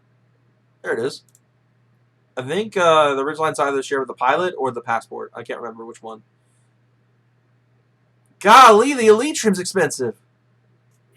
Jesus. 43.7. Oh yeah, it does look a little bit better. I do like the Passport. It actually doesn't look too bad. What's the Civic Si going for? 25. Okay, that's actually not bad. 25. That's Oh, reasonable. that's you 6th gen. I'm getting that. Yeah, brand new Civic is kind of Civic Si is a little pricey compared to like 6th gens, but the Accord Hybrid costs more. I think I'd pick the Si over the Accord Hybrid personally. Future, what's their future? Oh yeah, the new Civic Type R limited edition. They don't even have the Type Oh, R I on here. love the way the new Accord looks. Yeah, the new Accord does look pretty good. Where is the Civic Type R? There it is. Is it gone? Oh no. 36.9. Expensive. That is really expensive. What are they going for used? Let's find out. I'm gonna turn this Not off for a much second. less. Not much less. Let's see. Let's find out. Where's Auto Trader? Convince Hayden to get a Type R limited edition. Hayden, get a Type R limited edition. Dude, I like rear wheel drive too much. It'd be good daily. It would be a good daily. I mean, A they fun look daily. sexy as fuck, and it would only make sense to Especially go if you from have the the S2K S2K. to Type R. There's a lot of people in the S2K community with daily Type Rs. How do they have that kind of money? Dude, these people, these Honda guys. They make bank somehow. Mm-hmm. Let's see. What are Type R's going for used? I'm not showing it on screen because it has like my local area on here, so I don't want to reveal where I live. Cheapest one within 50 miles of here is 31, and that's got 8,000 miles on it. So it's like not much more than. Sorry, I'm still looking at C6s. So yeah, Type R's are still holding their value so well. Like this is 8,000 miles and it's 31 grand. This one's got 29,000. It's 32. You could buy a new one for just a touch more, and you could buy a brand new Type R. Uh, shoot. I mean, what else would you buy for that though? It's like, oh, Grand 35, you can buy it. C6, C7, really nice C6. Okay, here we go. Dude, yeah, C6Zs are in that range. Yeah, like C6 Z06s. Yeah. About $30,707. 777. So 33,000 miles. expensive still. 33K on the clock, and it's going on what 3 years old, 17. Mm-hmm. So yeah, still 30 grand. It's a cool car though. It is. I would love a Type R. I just don't have the money to buy one. Shoot, dude. What would you buy though in that 30 grand price bracket? I mean, there's the Corvette, there's the Mustang, obviously. There's the Chargers and Challengers are in that range. Lots of Chargers and Challengers in that range. Aren't Hellcats starting to fall near that 30 something price range? They're Are they still still a hovering little? 40s. They're still in the 40s. You can get. I'm pretty sure you can buy a brand new STI for that. I'm pretty sure you could buy. You can buy Evos for that What's all the day. budget? 30. 30, yeah. Uh, You can get some CTSVs in that price range. Not a lot, but you can get some CTSVs in that price range. I think for the nicest, I think I would still go with a 2SS Camaro. That's in that range. 6 gen. Yeah. I think for that 20 to 30,000 mark, or the 25 to 30, the SS is like your best bet. Yeah. In my opinion. CTSVs. Let's see how much CTSVs are going for. Evo 910, those are also pretty sweet. But like again, I cannot pay that much for that old of a car. Yeah, Evo reliability kicking in. Because I would want an Evo 8 or 9 all day. But those are still $30,000, and it's like, God, it's like I love S2Ks, but they're still so expensive for what they are. They're amazing and they still look great, but Yeah, like bag I mean, ones. CR So is still hovering in the 50s, yeah, 60s. It's crazy. you can get an '09 CTSV for 25, Hayden. I don't want. Nah, I think I'm still good with Alpha chassis all day. LSA. Supercharger boy. A screamy screw, as some people are calling them now. Creamy screw. You would rather have Alpha chassis than screamy screw and 500 horsepower? Maybe. I don't know. It's a hard choice. It's just got 90,000 miles. Is it auto? That's my big thing. It's auto. Oh, okay, yeah. I'm gonna go with 6th gen. That's a killer right there. If it has autos, I only can't. 3 manual ones on here within 50 miles of here. Jesus Christ. 200 actually. That's 200 miles from here actually. An 04, an 05, and a 15, and the 15's 48. I didn't know that made the LSA cars all the way to 2015. That's kind of nuts. I thought they were discontinued. Like I thought there wasn't one for 2015. I thought they discontinued them until the V3 came out. Imagine a 2021 Honda S2000 Type R. It had stiff suspension, good size tires, VTEC. That would be scary. That would be fucking dope. Oh my god. Especially Honda's making such good looking vehicles right now. I'd like to see that. Honda's like killing like the looks department. Yeah, All the cars look aggressive. They're just none of them are very particularly fast. I think right now in terms of making making commuter cars look good, like we're just talking about commuter cars, it's Honda, Toyota, Yep. all day. They're both just making really good cars. Nissan has not done. Camrys look great. Nissan's not done jack. Yeah, Nissan still look gross. Mitsubishi's killed off all their cool cars, and they're just making everything uglier and uglier as they go on.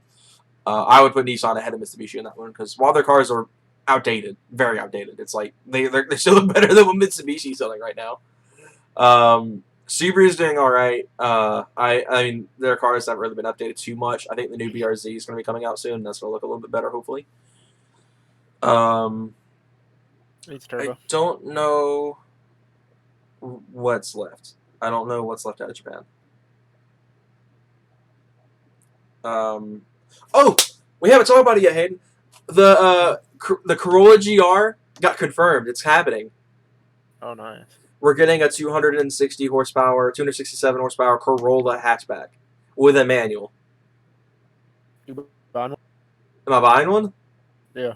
If I had the money to afford one, you'd see one in the garage on day one. I would, if I had the money, I would be ordering one. I'd be getting my name down right now. I love the new Corolla hatch. I think they nailed it out of the park with how that car looks. And I think all that needed was something like this. I said that in that video I uploaded about a month back, the next big thing. And I said that the Corolla would be the next big thing if they brought out just a really good hot hatch variant to kind of steal the crown of the old Speed 3s where they had... Damn. What? I found the new bumper that Honda released. Oh, no, it's expensive. Yeah. $1,300 no. fucking dollars. $1,300 for a bumper? Yeah, for the front bumper. Yikes. That's a little pricey. You know that one that the concept car had? The concept car, yeah, it's that bumper. That's wild. They made it. It's called the 20th front bumper. That's wild. Looks good though. I bet. Yeah, I loved the concept. I thought that was a really good looking car. But I always thought that all we needed for the Corolla hatch to be, really, really good was to get a high performance variant that would be just like the Speed 3 was. The Speed 3 was like such a good hard hitter in its segment that kind of set the pace for the hot hatch battle that we've had the last few years until everything left us. Thanks, Ford, for taking away all the hot hatches that were really good outside of Volkswagen, and Mazda killing off the Speed 3, which bewilders me to this day, because if that thing was on sale right now, it'd be selling like hotcakes. Obviously not in the form it was when it went out of production. But if they made the new 3 a Speed 3, oh my gosh, that thing would be selling so well. Because I bet it'd be cheaper than the Type R. It'd probably be cheaper than the Type R, but probably just as fast. Probably not as good handling, because the Speed 3 was more of a straight line car than it was a track car. Mazda's missing out. Mazda just needs to make a Speed 3. I think with the Corolla hatch coming out now, with a high performance variant, it's the ball's in Mazda's court. I think that's all I have to say on that. Is the ball's in Mazda's court. If they can make a new Speed 3 to compete with the new GR Corolla, the GTI, the Golf R, the Civic Type R, I mean, the time's right. Mazda, come on, Mazda, let's see what you got. Everybody's moving towards SUVs though. That's true. That is true. Like, there's no money in like that really. I could see more of like a So Mazda Speed like CX-5 or something like that to compete with like the Edge so ST lame. Oh my god, to fight the Edge ST. I think that's the only way that would make sense.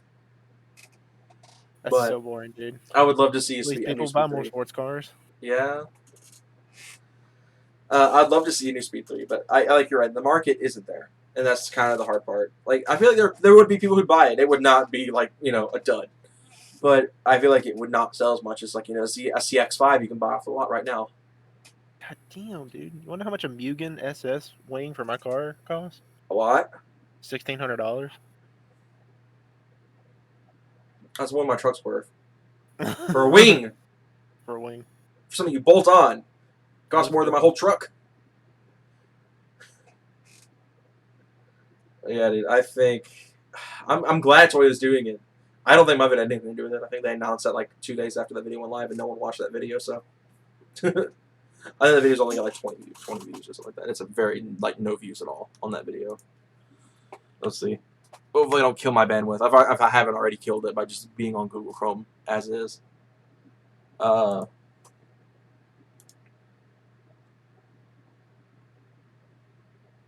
was I going to say? I was going to look for.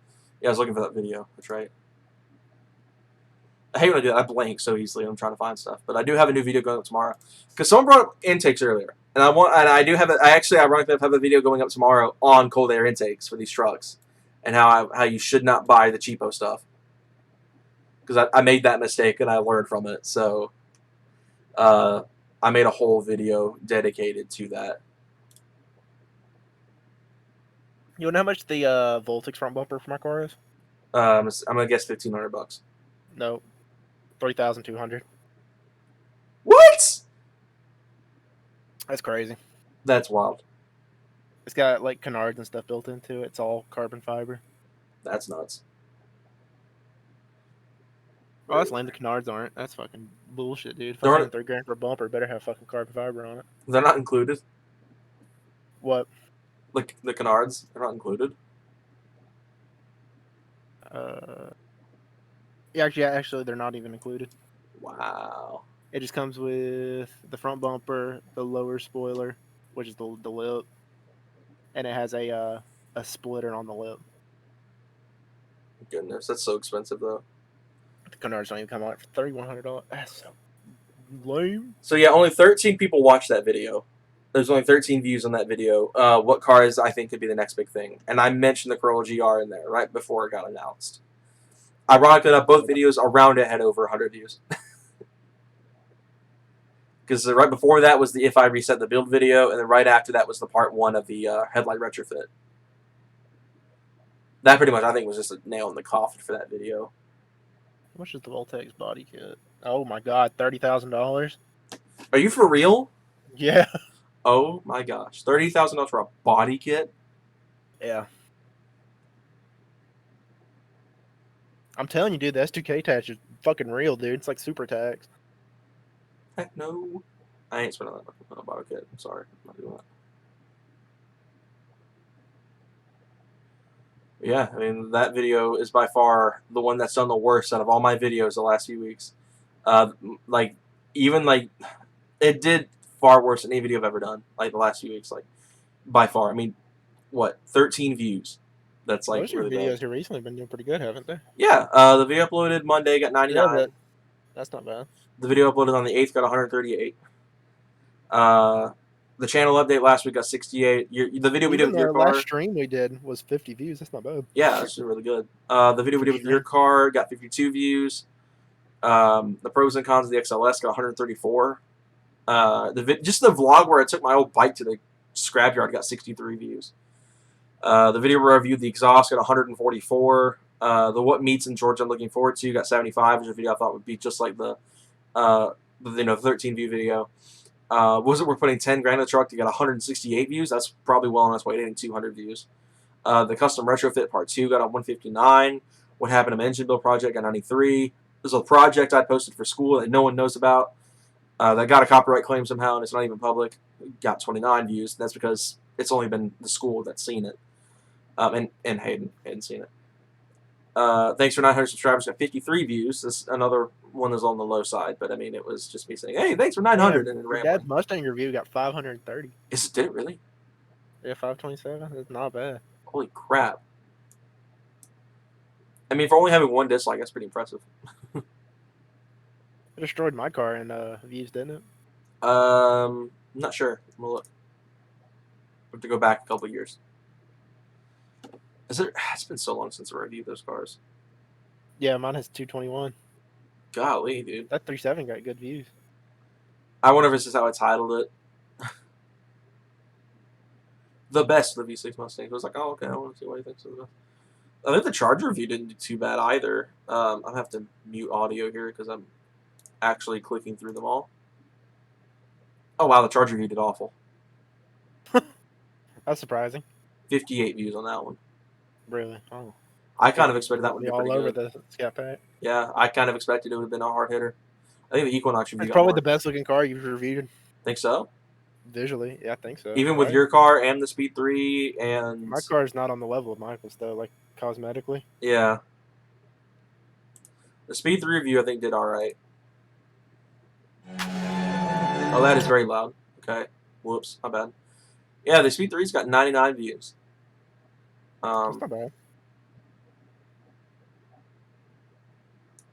The Equinox got more. That was surprising. I'm going to mute this real quick while I'm clicking through That's cool, dude. You're consistently hitting over 100 views though. It's pretty nice. Oh, yeah. The Equinox review got 105. It's pretty good. That doesn't make any sense. How did the Equinox get double the view count of the Charger? YouTube just doesn't make sense sometimes. Like I had said, the Mustang review got 530. What's weird is I didn't do a whole lot of work on that video. I really didn't. That video got like a minimal amount of editing. I mean, the little cinematic beginning took me like 5 minutes to film, and it was quick and easy. I've gotten better with them. I do want to take more time to practice, though. I do want to take more time to practice because I don't know. I feel like paying someone to do something that I do for a daily thing, it just doesn't make sense for me. Obviously, there are people that would do it a lot better than me, But I feel like that I would love to, learn how to do it myself. That way, know how to do it. I want to take pride in doing it handheld with an iPhone instead of having, a several $1,000 gimbal setup that cost a fortune. Like even Michael's setup, which was his phone on a little I think $75 gimbal, which really works. It'll be fine, but I really would love to take pride in doing it with as little equipment as possible. I'd love to do it just handheld with my iPhone, but that's going to take some skill. That's going to take a lot of practice. Obviously, it will not be production quality as much as like having those $2,000 setups, but it's like it'd be nice to have just a little bit of skill to do it myself, and I want to practice with it. I think Cameras are dumb expensive. yeah, I remember watching DVP's live stream last weekend about how he talked about how expensive his camera setup was, and I was like, I could not spend that much money on a camera. I've got an iPhone that does the exact same thing for a lot less money. So I like to stick with my iPhone. I mean, that's literally why I film on an iPhone, is because I can't justify spending the kind of money on an actual vlogging setup. And you can get microphones now for iPhones for video recording, which is really cool. Rode sells one specifically for iPhones, so it's like it doesn't make sense for me to go out and buy a several $1,000 camera and a $6,000 lens for it when I can use my doggone iPhone and just perfect. That you're doing better with like some people with like expensive set. Just doing your iPhone, that's pretty cool. You're like street speed with the GoPro. Yeah, I thought about buying a GoPro with that money the school sent me for the CARES Act, but I just didn't do it. It wouldn't be a bad investment. It would be. They're just so expensive. Mm-hmm. That's my issue. Like I don't mind my crappy Faux Pro that has done the job for 3 years and it's been just fine, just minus the mic quality and the case breaking. But I would not mind buying a new GoPro that's like got all the nice features. The Wi-Fi, I could live stream from it if I wanted to. I believe GoPros can do that. My camera does not have any features, so it's like except recording. Yeah, it records, takes pictures. I mean, it can record in 4K, which is pretty cool, but only at 4K 25 FPS, which is not great. Oh gosh, that's been part of why I haven't switched to making 4K videos yet. Is One, because I don't think my computer's got the horse pressures to do it. I think it's doesn't have as much RAM. Um, it needs more RAM to edit 4K. Processor side is great. I think it's set up to do 4K very well, but I think that if I really wanted to take it seriously, I would need lots more RAM. And I've got a 6 core waiting on the second. And I would need a better camera. I mean, my phone could do 4K 60 fine, but if I'm going to do like POV drive videos in 4K, I'm going to need an actual GoPro because I don't think there's anything at the price point mine was that records in 4K 60. And it wouldn't be a bad investment. I just have to find one. I wish Michael would sell me his that he's had forever, his GoPro Hero Session, since he's not doing a lot of YouTube anymore. I mean, I could talk to him Yeah, about that. you'd get a lot more use out of it. Yeah, I mean, he's hardly Unless using he it. picks YouTube back up. Yeah, which I would love to see. I think Michael's got really good skill He making could grow a videos. big channel. Yeah, I mean he's got the perfect storm right now. 2 enthusiast grade cars, and he's got the production quality to boot. All he's got to do is just upload more, and he can boom on YouTube. He's like consistently growing with. Even with this hiatus he's been taking, he's gained like 150 subscribers during the time frame he hasn't uploaded, which is just so insane to me. Because I know if I took a break, my channel's dead. If I took a break as long as his has been, my channel would be dead. But he's at 458 subscribers right now, and he's only uploaded 1 video in 7 months. Yeah, he makes pretty good videos though. Like the Yeah. ones he has made got like, I don't know, they consistently. I think it's the style of video he makes. Yeah. Like installs and stuff. Yeah. People will be always looking something up. Like somebody was like, "Oh, I want to put E85 on it in my charger. What does it take?" Michael's video will probably be there. Yeah. I mean, it's got 1.2 thousand views already. That's one that Michael does very well. Michael knows how to do production quality. He knows how to be, he knows how to talk to the camera, and that's something that I'm still learning.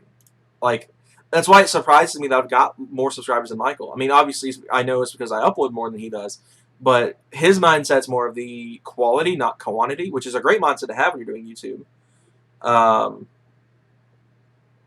But it's he's done really good. I think he could really boom on YouTube if he would just upload. And I know why he doesn't do it, and it's a good mindset to have. But I really think if he was able to devote more time to it, he would, and he could be big on YouTube. But yeah. So anything you want to add, Hayden? You're about ready to shut her down for the night. Yeah, I'm getting pretty tired. Alrighty, well, thanks all of you guys for tuning in. We love doing these streams. We're gonna keep doing them, but we're not doing one this upcoming Tuesday. We're gonna do one the following Saturday. So next Saturday we're gonna do the next stream like this. We've done, these two. We've really enjoyed it. We've done them on Tuesdays mainly because that's one day we always have free. But we want Michael to be more involved in these, and the reason he hasn't been is because he's been out working. He's a really busy guy. He's been he's been tanking through this whole virus scandal, just going head on. So huge props to Michael for that. I mean, all of you guys are out there still working right now. You guys are killing it. Keep doing your stuff. You guys are what's keeping the country alive right now. So hopefully we'll be able to have him in more often. That's why me and Hayden were talking earlier about moving the streams to Saturdays, was to give Michael a chance to be in these streams and to be involved. So hopefully next Saturday we'll have him in here and we'll be able to actually have him jump in and talk cars with us and stuff like that and review you guys' cars. But anyway, we're going to wrap things up here. Thanks you all for joining in and hopping on the stream tonight with us. We had a fantastic time. We'll see you guys on the next video tomorrow and on the next stream next Saturday. So see you guys then. Take care, everyone. Stay safe.